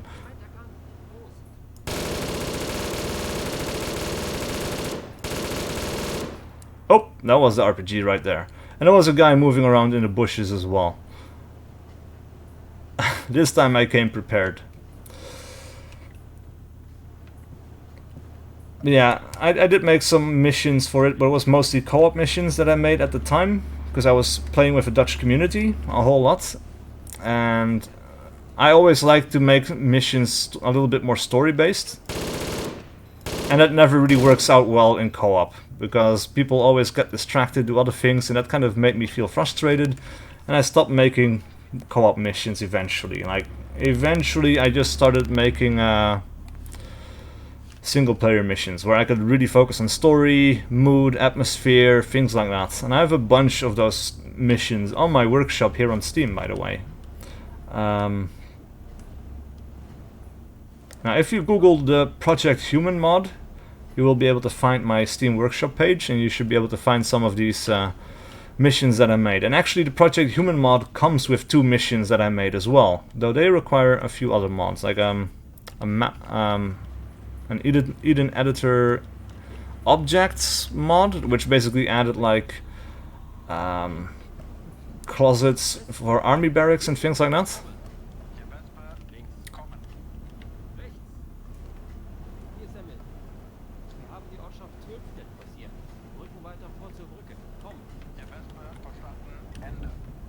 Uh-oh. Was that... I think, was that just me passing over a bit of terrain, or was that a gunshot coming in? And where the hell is number 2? Like, this is what I don't like about the tanks. CSLA mod. Oh, actually, yeah, I did hear about the CSLA mod, now that you mention it. I don't think I've ever played it, but yeah, it does ring a bell now. And the Unsung Vietnam War mod is very nice too. Oh yeah, yeah, I use that one a little bit as well. There's some map mods that I really like, made by Icebreaker. There was like an African mod, or like an African map that he made. Isla Douala, I think. And that one was really cool as well. There was a lot of detail on it, and it came with its own units.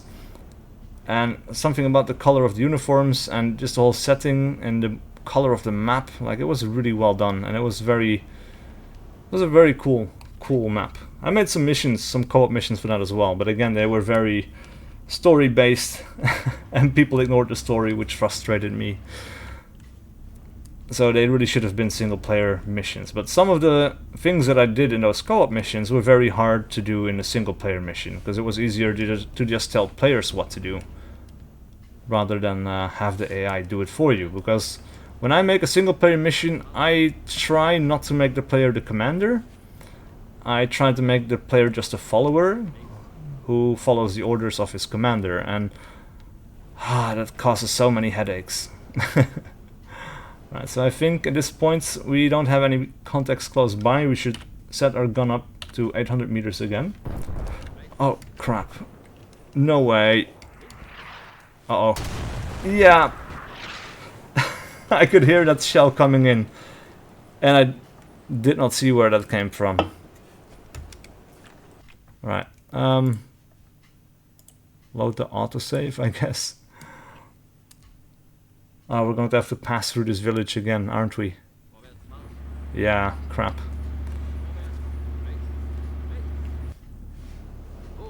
Let's have a look. 400 meters, set this to 200 meters. Right, somewhere around here is going to be enemy infantry.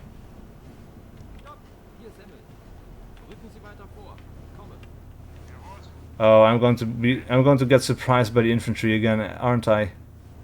Oh.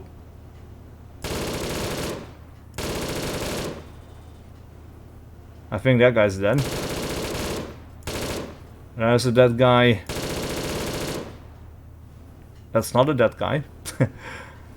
Oh man, I need to keep my head on a swivel, because there's going to be like a guy with an RPG again.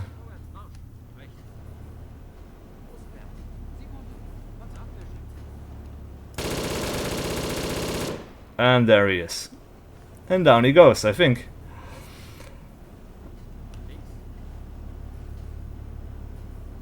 There should be more soldiers, but they should prove little threat to us, I guess. Alright, so we will move all the way around. Yeah. Let's see, from the Dutch. Nice, glad to hear. Is Netherlands the same Dutch? Yeah, it is actually. The Netherlands is the Dutch, or the Dutch are from the Netherlands. A lot of people also say Holland, but that is technically incorrect, as Holland is a province of the Netherlands, and it is no longer a full-blown country like it used to be.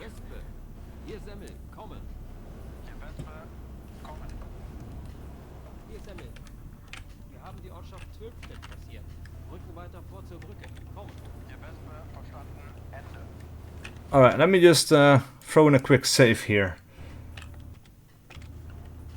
Yeah, forwards. Right, so last time I think we got shot from the left. So we're going to move left and yeah.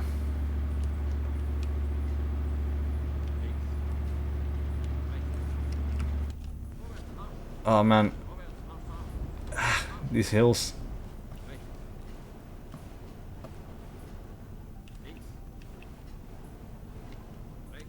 There's no stabilization in here, so every time I crest a hill, my gun is just thrown up into the air. And it's very frustrating.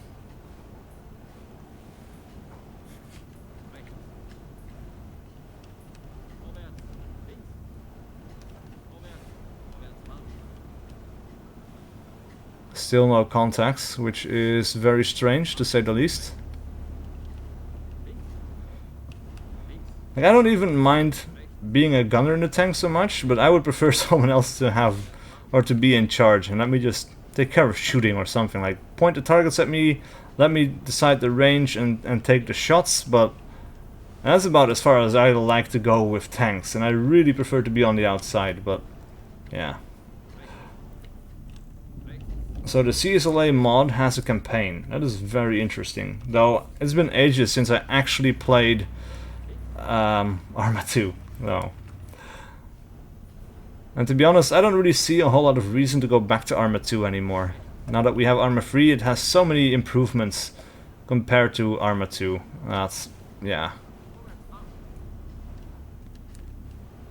It kind of makes it hard to go back, you know?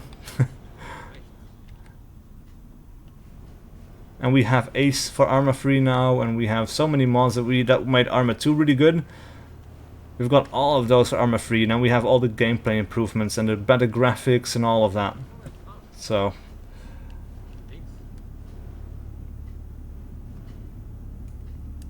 let's see, I live in a state that was colonized by Germans and Russians.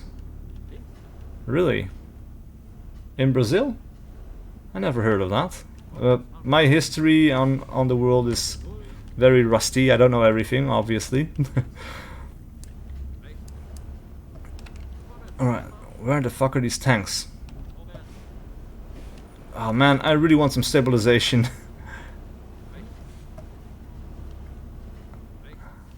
We still have 2 kilometers left to go, but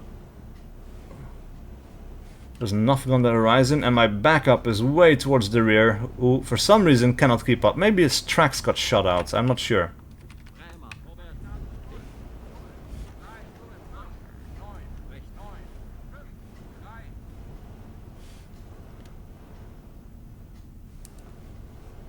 Oh man, these bumps are really annoying. And I just want this to be over with. Like, I'm sure this is a well-designed mission, but it's just not for me. It's good to have all of these little bumps in the road, though. As an infantryman, you can hide behind them and move forward.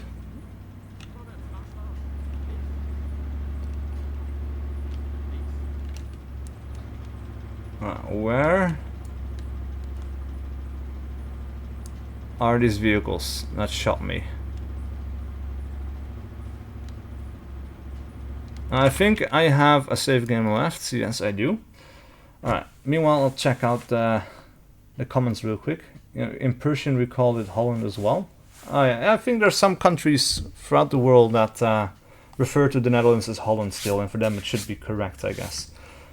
But like the real proper word for the Netherlands, yeah, it's the Netherlands. So, and Holland is now just a province. And let's see, Curitiba. I'm not sure where that is actually, but apparently it's a place in Brazil. So I learned something new. And it wasn't there a stabilizer key introduced in ARMA 3 Tanks DLC? Well, I have the Tanks DLC, and now I'm kind of curious. Let's have a look. Vehicle movement. Alright, so that's just movement. View. Command watch. Raise and lower the turret. Now I guess also for the weapon stabilization to be in effect in the game, the tank has to be compatible with it. Probably this tank is maybe too old for it to have the stabilization. I'm not entirely sure. Countermeasures, change gunner weapon, stabilize turrets, left control plus T. Alright. We should try this out and see if there's like a hill that we can bump up. Yeah, we have a little hill here, so let's have a... Nope, doesn't stabilize. Alright, so that's just, like I said, it's probably just that this tank is too old to have a stabilizer function on it. And it should be a thing on modern tanks, but not on this one. So our objective is 600 meters down the road. And we need to secure this from the enemy, but I still don't see any enemies. Last time we got shot from the left before we even got close, and this time... nothing. Oh, wait a second. I see tents. This looks to be a border. And in the briefing it was clearly stated that we were not allowed to shoot into the perimeter. What is... Alright, so that's just a bush. For a second there it looked like a camouflaged... like a camouflaged tank. Alright, you know what? Let us just...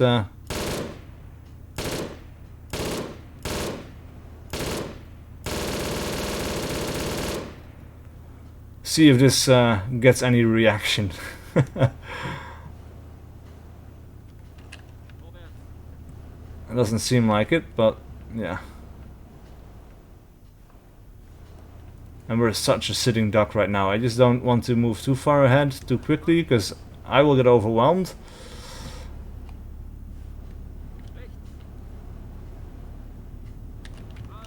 Oh,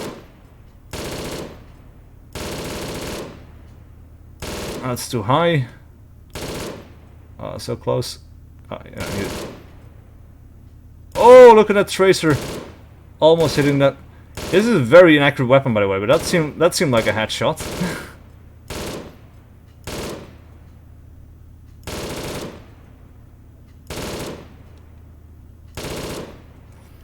So we killed the RPG guy. There's probably a few more dudes in the tree line there. They don't seem to be willing to move, which well, it's not the proper tactical response to being under tank fire, I guess, but oh well. I won't complain. 3 kills, right? Especially the RPG, like, yeah. I need to kill that dude before he gets a shot off, because that seemed pretty effective earlier. Not an instant kill on the tank, but it was definitely enough to knock out some systems.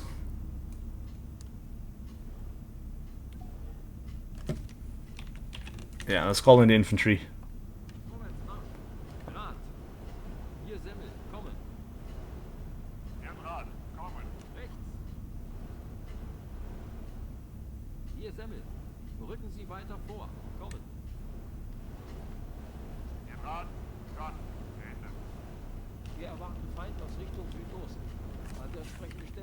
Southeast. Alright, so now we need to hold the bridge. When you are in command of a squad of vehicle, you press okay. That hint doesn't really apply to us anymore. Alright, so we need to hold this bridge.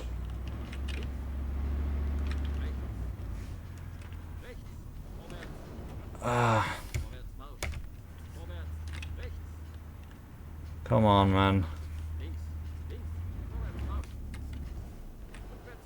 Alright, so we have some cover from the terrain here, so that's okay. And the enemy should be coming from the southeast, which is the direction we're looking in now. Or kind of. I guess they might come down from this road over here. Let's have a quick look at the map. Wait. Alright, that sounded very dangerous. So this is our friendlies, I guess. We are way over here. Yeah, so there's a road.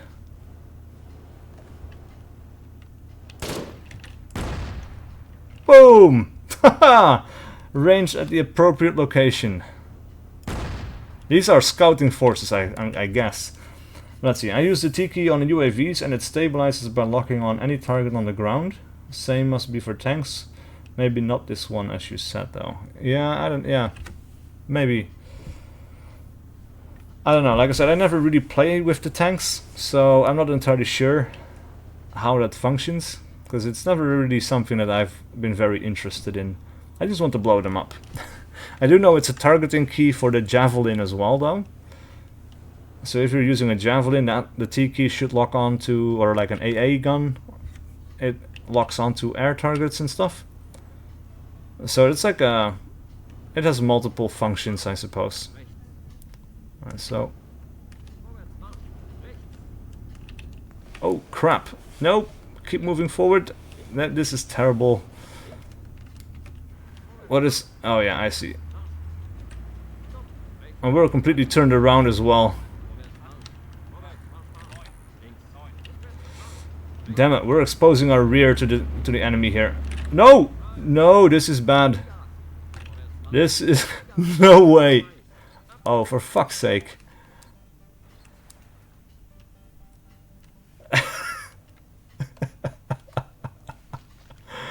Oh, we are so fucked. This is mission impossible, man. Alright, so what weapon do we have here? We have the MP2A1. I think this is an Uzi though. No? Yes, it is. It's an Uzi. Oh! Oh!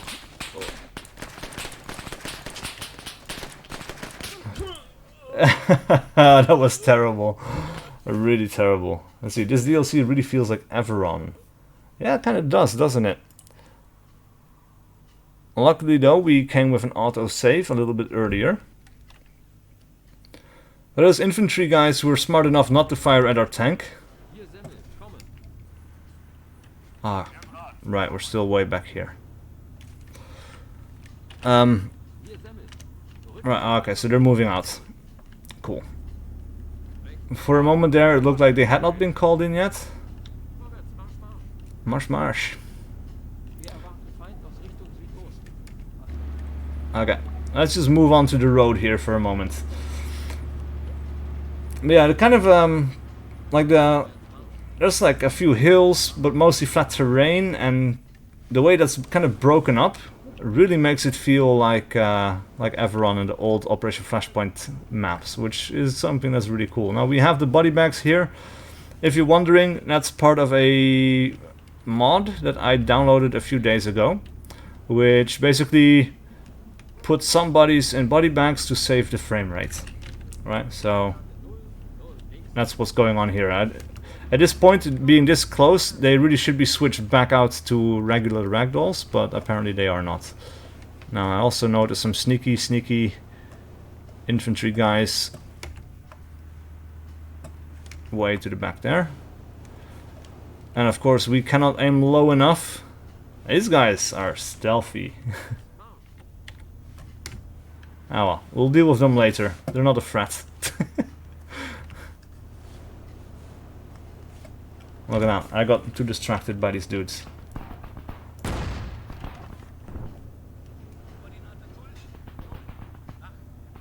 What are you trying to do? Like, really? Right, so that's 2 BRDMs down, again. At 400 meters this time around. Let's put it back up to 6. Oh, I just really want to go back to the infantry missions. I have a feeling it's going to switch them off, like infantry mission, tank mission, infantry mission, tank mission, something like that throughout the entire campaign. And if that's true, I will be kind of bummed out, because I don't want to be playing with the tanks that much. But, yeah. The campaign did advertise that you were playing as 2 guys, so my guess is you're switching back and forth constantly. Which, yeah. Alright, so there should be more tanks coming, I think. I'm curious as well about the infantry. So the infantry is, wow. This is going to be a long... Oh, here we go. Long mission, I think.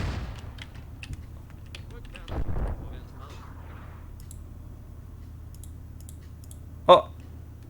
They're getting out. Blow up the tank towards the rear. Almost. Don't fire yet. Yes! Oh, crap. And there's another tank somewhere in the trees. No, I cannot see. I need to be able to see.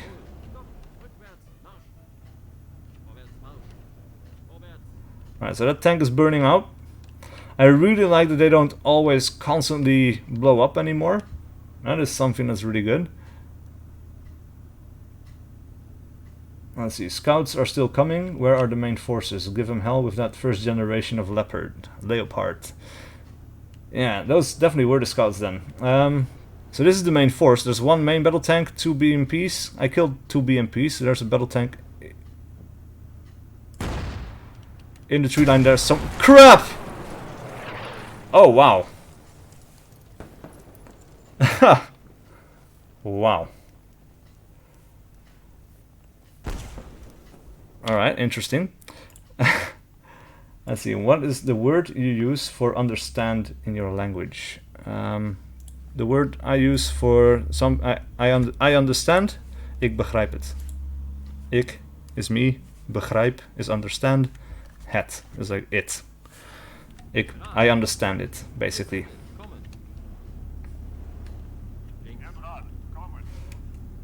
Alright, so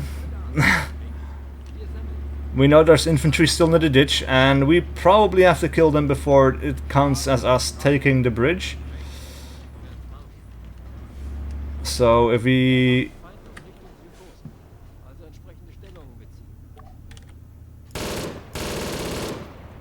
Alright, so that's one guy down.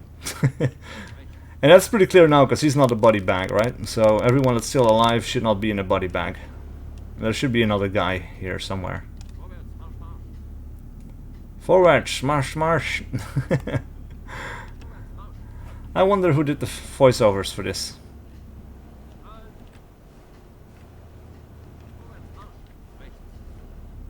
Oh yeah, and for just the word understood, it's begrepen.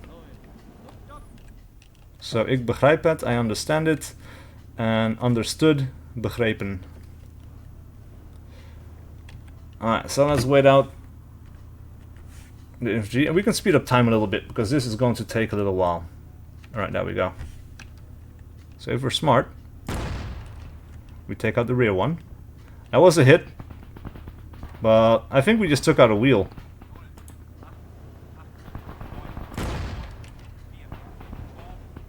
Yeah, he's kind of listing to one side, I guess. We took out a wheel for sure. Yeah, you can see it definitely now. Boom. Alright. That's done. That's really cool though, that they actually have a scouting force, because I don't know of many missions in ARMA that actually do something like that. So, yeah, let's speed up time a little bit again until the main force arrives. That tank, man, he just shot me through the trees there a little bit earlier. That's so messed up. But I guess, you know, I did shoot right before he shot me. So that's kind of fair, I suppose. Like I gave away my position, but still, that was a really accurate shot. Alright, there we go. Let's draw them out a little bit.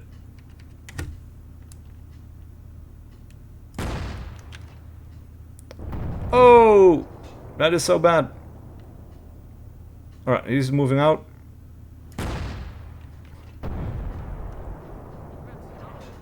Oh, we got hit.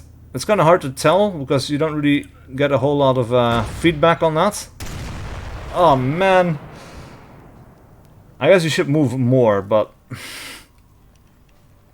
I need another user save here, just before the main force shows up. I really want to go back to the infantry. God damn it. Please let me.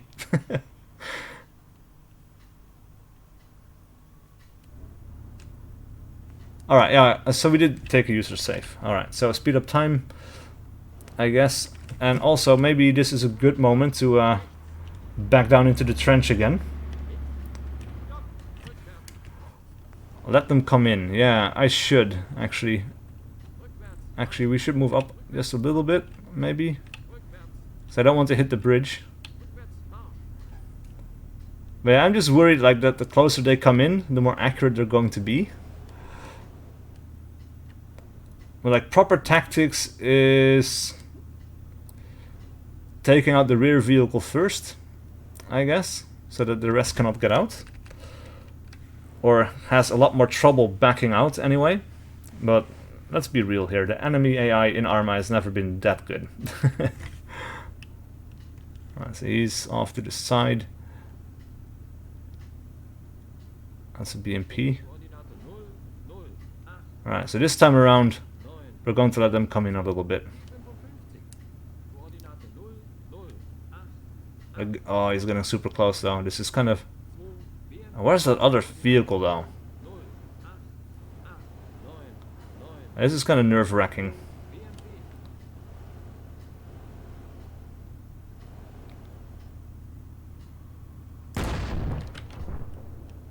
Uh-oh.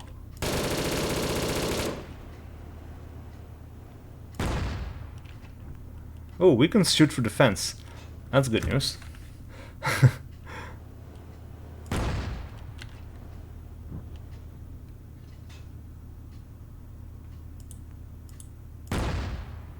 Crap. Still no sign of the other tank, though. It's a little bit strange.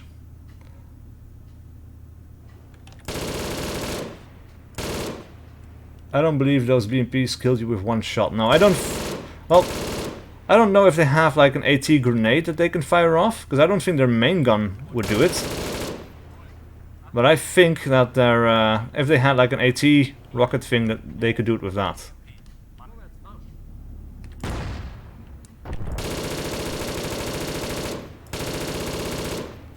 Oh, that is so brutal. Just gunning them down. No mercy. Oh my god. Just ripping through their backsides there. Yeah, seems there was only one T-55, but I don't know. Because I think I killed the two BMPs earlier and I disabled the main tank. And I still got shot by something else. So I think there's not a vehicle. And also because the objective isn't very... it's not signing off. So... Let me just... take a save, because if I don't want to go through all of this again when I die. We'll cross the bridge here.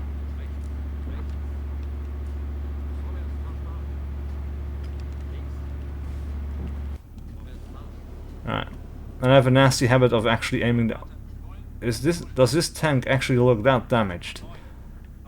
Like it looks like it's dented or something? Uh-oh.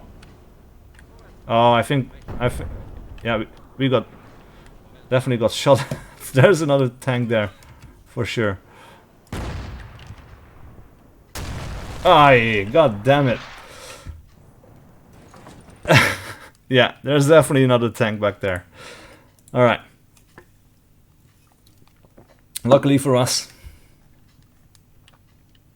saw one war crime back there. Oh, you probably did.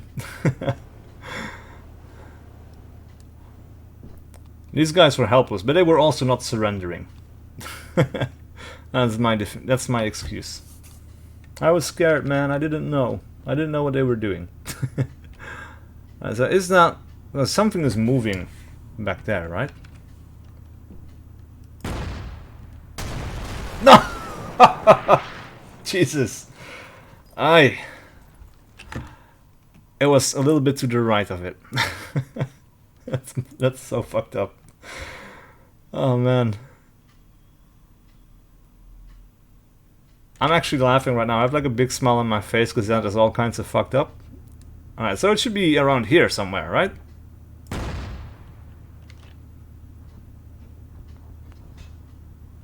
No response this time.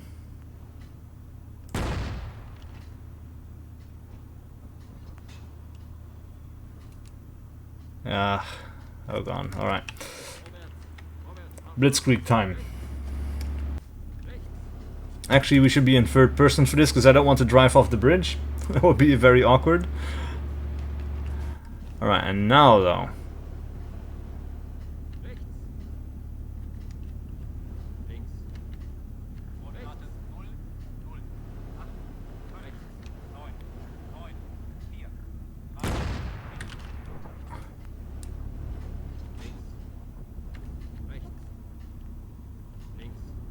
Contact tank to the right somewhere? I don't know, man.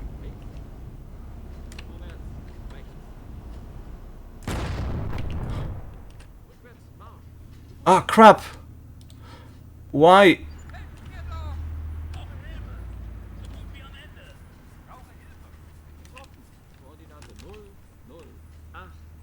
Did we disable it, I wonder? Because we got a hit in. That much I know. Ah, we have another enemy vehicle. Alright, it's trying to drive. I can see the tracks moving. But, oh my god. Our tank is so completely fucked up. Rearm inventory. Do we have a repair kit in here? Toolkit. Enables repair of vehicles. Oh, yes. I wasn't sure I had that ability to repair it. I don't even know exactly why I wanted to check to see if we could actually repair this thing, but where is that freaking other way around, isn't it? Where is that freaking tank?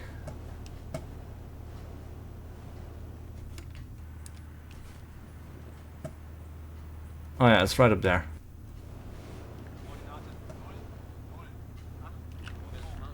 Oh, we can actually drive.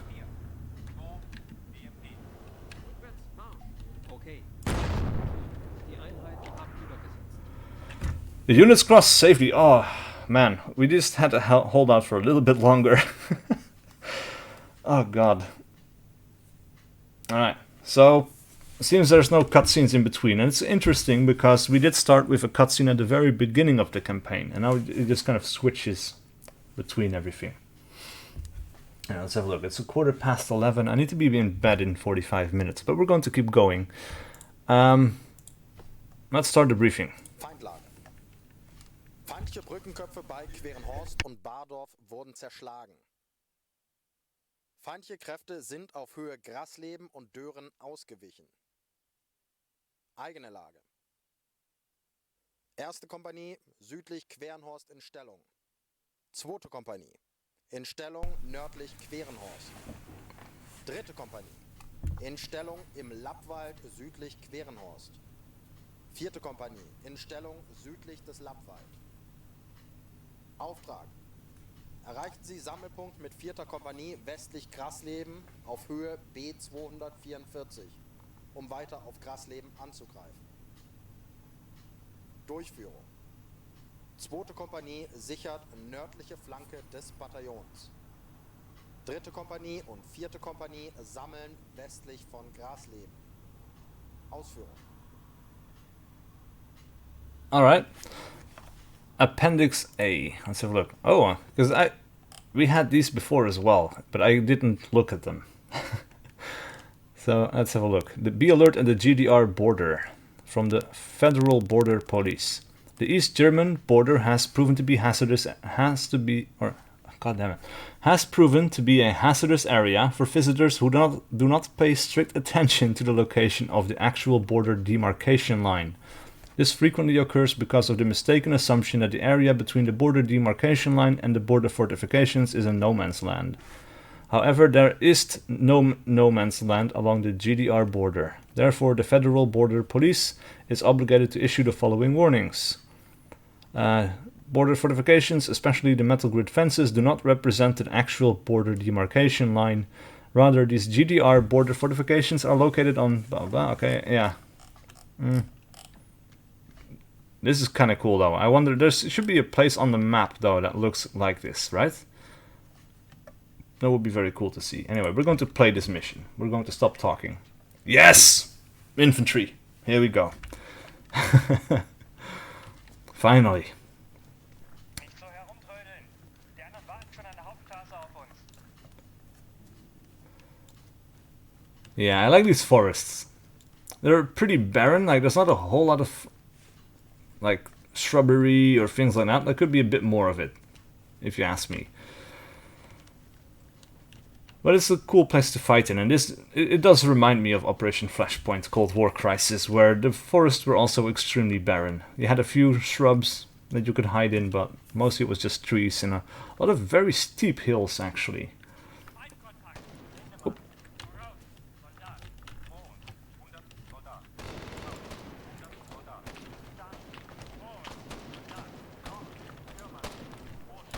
Oh, there we go. Oh, that was so close to being friendly fire.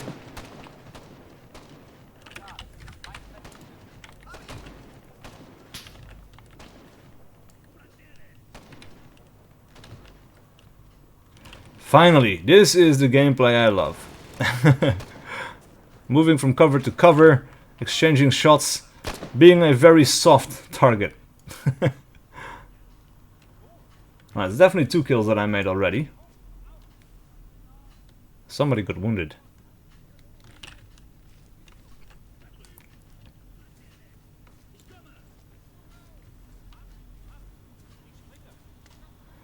It's also kind of cool to hear these German soldiers yelling out regular information, like "Ich springe." You know, it's like I'm moving, or like moving up. Bounding, basically. They're bounding forwards. That is something that's really cool to hear. And also because it's in 3D. You know, it's like spatial sound, not on the radio. That makes sense, and that's really cool. It also gives you a little bit of insight into what the AI is doing. Oh.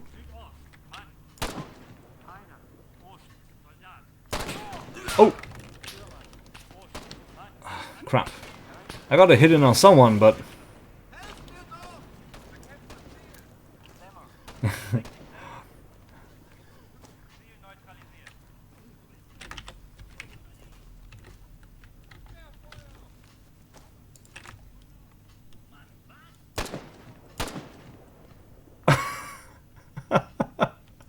The jumping ragdolls when they're prone is kind of hilarious.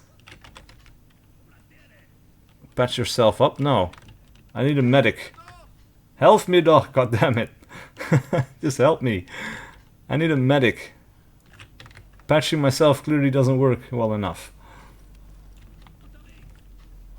That makes me wonder if we actually have a medic in the squad. It's probably all machine gunners and AT guys and regular riflemen. Yeah. See, people complain about forests and steam reviews but it seems beautiful and real to me. Complain about the forests in this particular DLC or forests in general in ARMA? Because the forest, there's a bit of a difference between these forests and the forests on Altis and Stratis, for example. And there is, like I have to say, like this is a lot less dense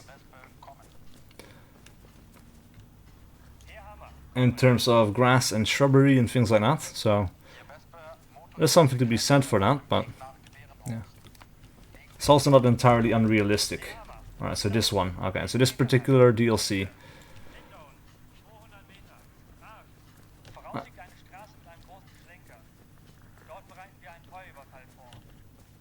Well, if enough people complain about it, I would not be surprised actually if they decide to update the map a little bit with more shrubs and things like that.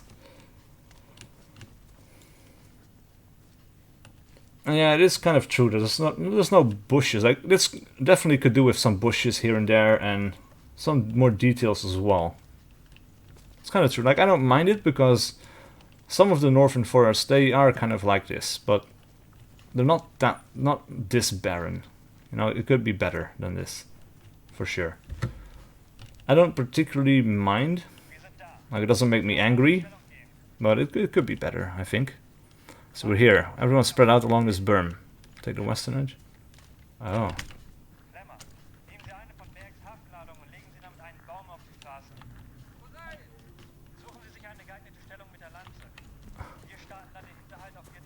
Grab some explosives from Berg and detonate it on a tree to fall across the road. Then find a good place to... oh!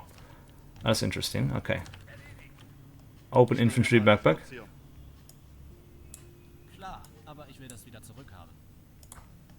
I want it back. Sure, mate. You're getting it back. Alright, so we're going for an ambush here. Everybody's kind of hiding out under the tree line there. That's kind of cool. And it seems like a particular tree is located for us. Wait, what is this? Oh. I think these are like places that we need to blow up. Place charge, yes. Fire in the hole? Okay. Oh, I need to fall back. Can we? No. It's not manual.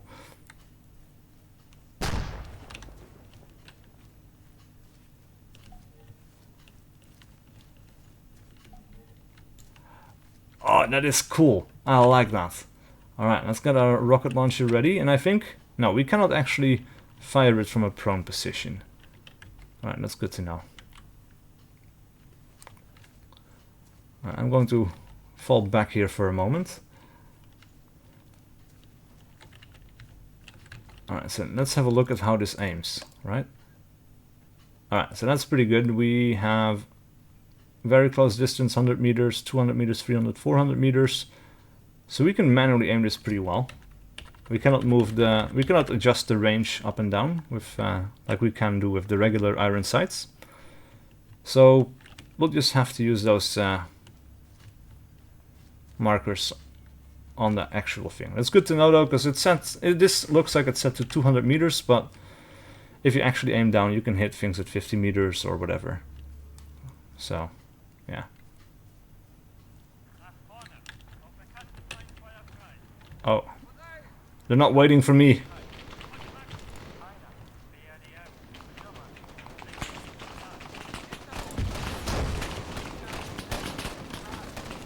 Did I kill it?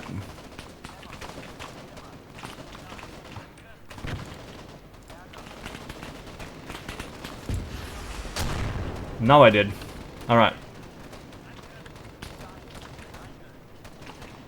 Oh, bit of a frame drop there.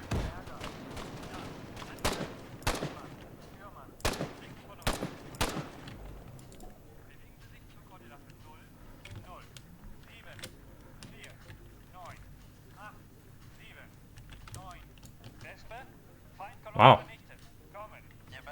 Wow, die hatten keine Chance. Was für ein Chaos.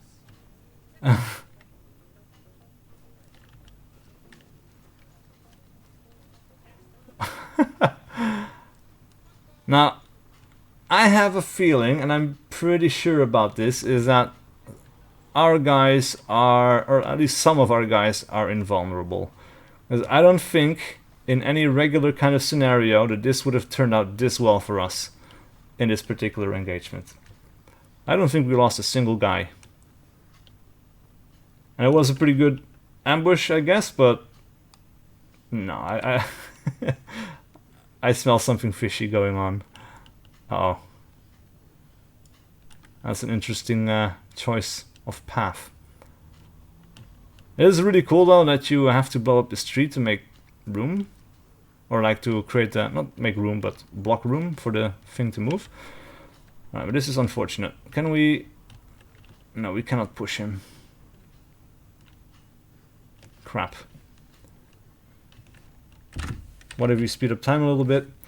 He's not eventually going to push through this, but... Come on, buddy. Why did you choose this path? That is unfortunate. What if we reload a previous save game? Maybe he will try to find a different path this time.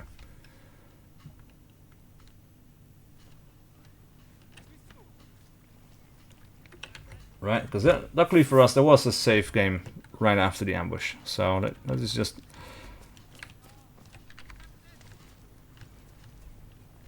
Okay, yeah, that fixed the problem. Cool.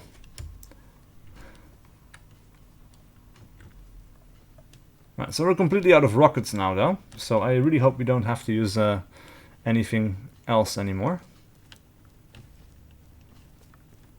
And I don't have the time to rearm, because these guys are just kind of pushing on without me if I do.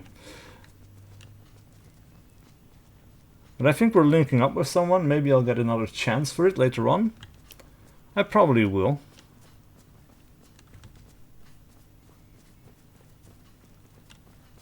Yeah.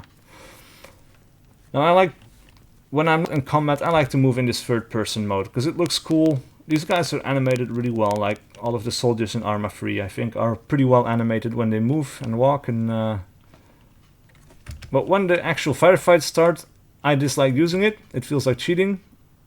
And so I always go to first person mode. Oh! Die schießen auf uns, yeah. Very perceptive.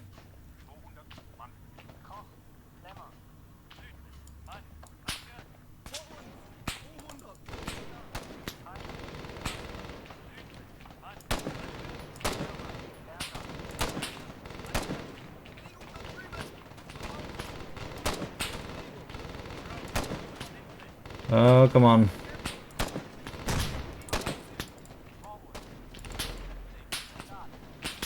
Oh! Crap. Let's play, it's 1:59 here. Oh, that's pretty late, man. Good night. And hopefully I'll see you some other time again. I should go pretty soon as well. It's 11:30 for me, and I have to get up early tomorrow, so let's just fast forward here a little bit till we get to the engagement.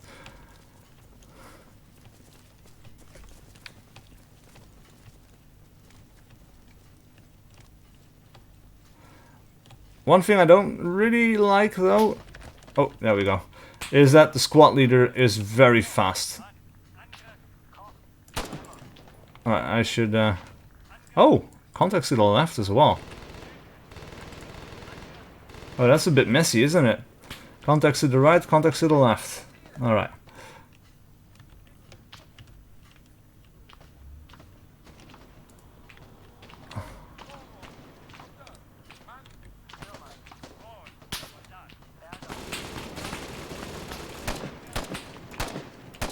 And the recoil on this is pretty big.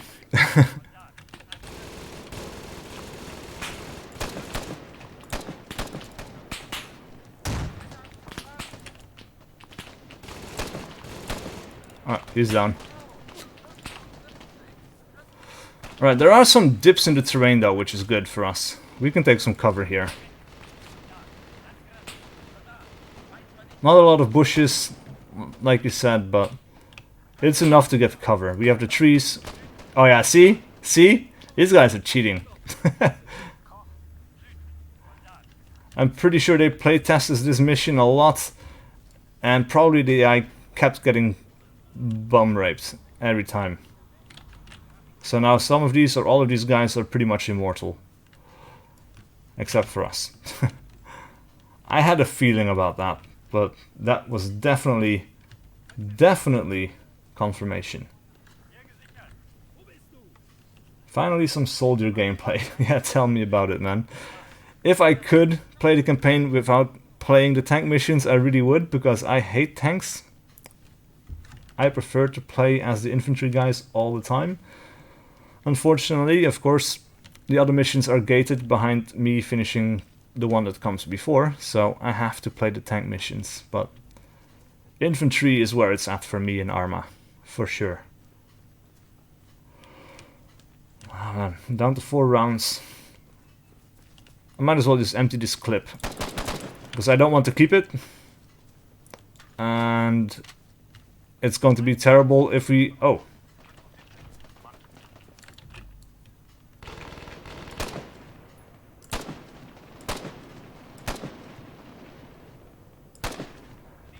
Is he dead? Yeah, I think he's dead.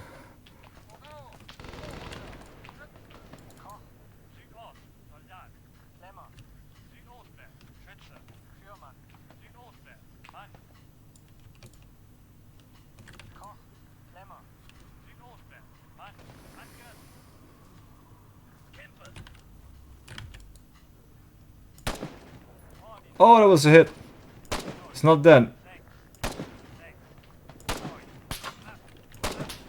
Oh crap. That sounded like he hit my helmet or something. Oh, fuck.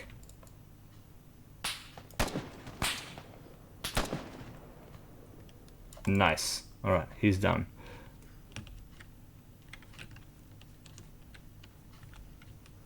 And again, I'm down to 5 rounds in the magazine. Alright, this time I guess we'll keep it because, yeah, I think we're going to need it. Like, guys are definitely being hit, and they're just not getting wounded.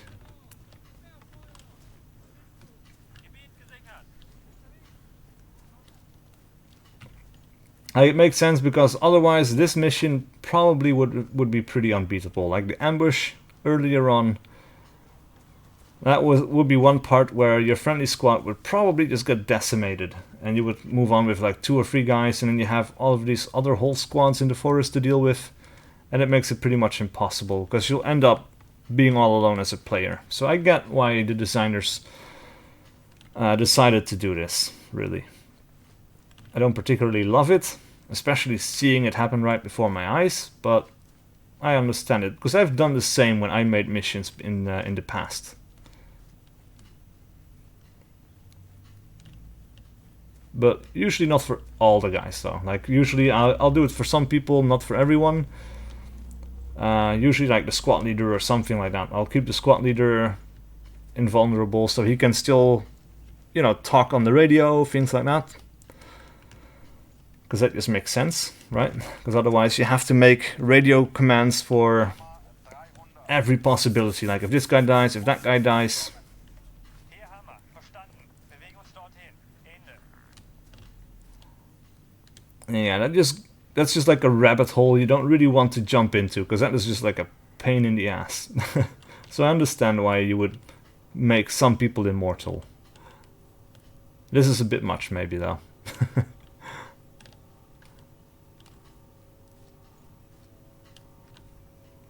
Alright, so apparently within 300 meters from friendly positions there are enemy troops in the forest. So if the friendly position is at 600 meters from us and there are enemies at 300 meters from us, then 300 meters from us should also be some enemy troops. And we can hear the firefight going on. Alright, so those guys are distracted, which means I can probably safely fire off my 5 rounds and reload without getting into too much trouble at the start of the firefight. So I'm not going to reload right now. Alright, that sounds like a machine gun opening up. Now there's some interesting things you can do as well when you make a mission and you make people invulnerable. Because for ARMA 2 I once made a mission, single player mission, where the player was inserted by fast rope into enemy territory on a custom map somewhere that had a marshland with a single road going through the middle. And that was just ambush alley, right? And so I made this mission where you were flying in by helicopter and you were flying by this ambush where there was like a road, like a jeep and friendly infantry on the road, and they were being ambushed from both sides of the swamp. And I basically made all of those guys immortal. And so when you're flying by, you just see a constant amount of tracers flying back and forth, and it just doesn't stop, right? And it's really cool to see. And of course later on, when you get to the base, I delete all of these people to save CPU power, but yeah, it's pretty interesting. Well, it made it really cool when this was a nighttime mission. You were flying by and you could see the red tracers, the green tracers, and you know, it was a radio message playing on the background talking about what was happening down below and what's going on or what is going to happen when you get to your objective, and all things like that. It was pretty atmospheric, and I love doing things like that in my missions for ARMA. I'm always more interested in set dressing and mood and atmosphere. And I can spend ages fine-tuning this, but oh, wait. Oh, this is friendly infantry. Alright. I guess we don't have the enemy infantry between us then. So I guess these guys just had the enemy infantry 300 meters down the road or something. Oh. Nope. There's definitely someone still there. See, the hard way. Asset retake Grasleben. Alright, so we made it, and I think this is going to be another infantry mission. Because we're at the edge of the forest. Team Clemmer. Yes, we are going to be an infantry soldier again. Unfortunately though, oh, let's look, there's a new comment. I'm a bit iffy on this DLC as we're paying a fair amount. Well worth its money though. Well, you could have had it for free as a mod though. Yeah, there's something to be said for that. But I really don't mind it, because there's so many mods and there's so much gameplay that you can get for free. But on the other side of that coin is, of course, all the mods also kind of fracture the community. Because this group of people uses this set of mods, and that group of people uses that set of mods. And there's so many mods, and it's so hard at some point to get onto servers without having to download a bunch of new stuff. Right? There's countless amounts of US Army mods and US Marine mods and things like that. And it just kind of gets crazy after a while. So yeah, I really don't mind having a DLC like this that if people buy it, you have like a baseline to work from. It's new content, it's fresh, everyone will have the same amount of things. And it kind of just evens out the requirements of all the things you have to download when you're trying to play with other people. And for the amount of content that it adds, like, well, I paid 18 euros or something for this with the 10% discount.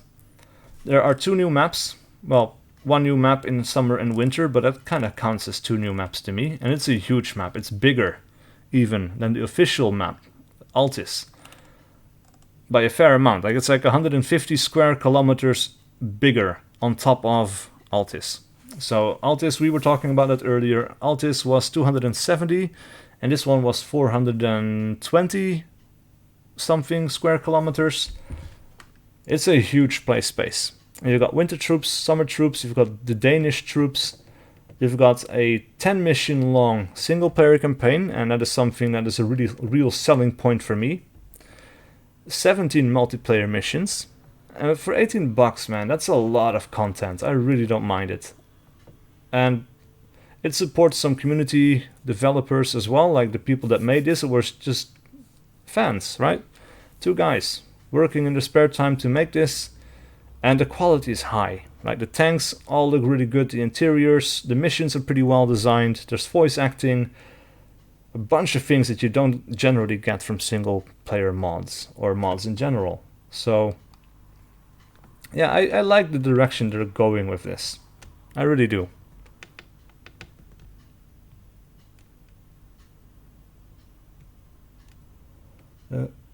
A bit controversial using mods as paid DLC. Yeah and no. I mean, the whole the controversy kind of comes from the past with like Fallout and Skyrim with the paid mods there, I guess.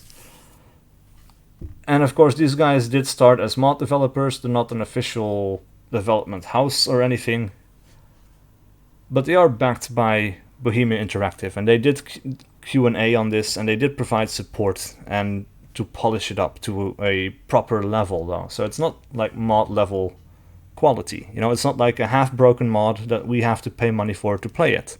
This is a, well, at first impressions, like I've been playing for 2.5 hours now, and it's a well polished product. Like, the frame rate's good on the map, even though it's so huge. Everything looks good, everything kind of works. There's a few pathing issues, like the sergeant getting stuck on the burning BMP in the forest earlier, but you know, I think it's, as a product, it's well worth it. And I mean, there are tons of things that mods do that the DLC also probably could do, but you know, I don't mind. I think this is a good product. I think it's worth the price. I really don't mind paying 18 euros for it. Also because it will fund not only extra content for a game that I've played for hundreds of hours already, but also because it will help Bohemia Interactive get some more money for future projects. So hopefully in ARMA 4 might also benefit from the extra influx of money they get for these DLCs. Anyway, it's 11:45 now, and like I said, I have to get up at 6 in the morning, so I really have to go. I have to brush my teeth, I have to go to bed, I have to try to fall asleep. So thank you guys so much for watching. I really appreciate it. And if you enjoyed the stream, please consider subscribing. And I will see you guys for whatever video I do next.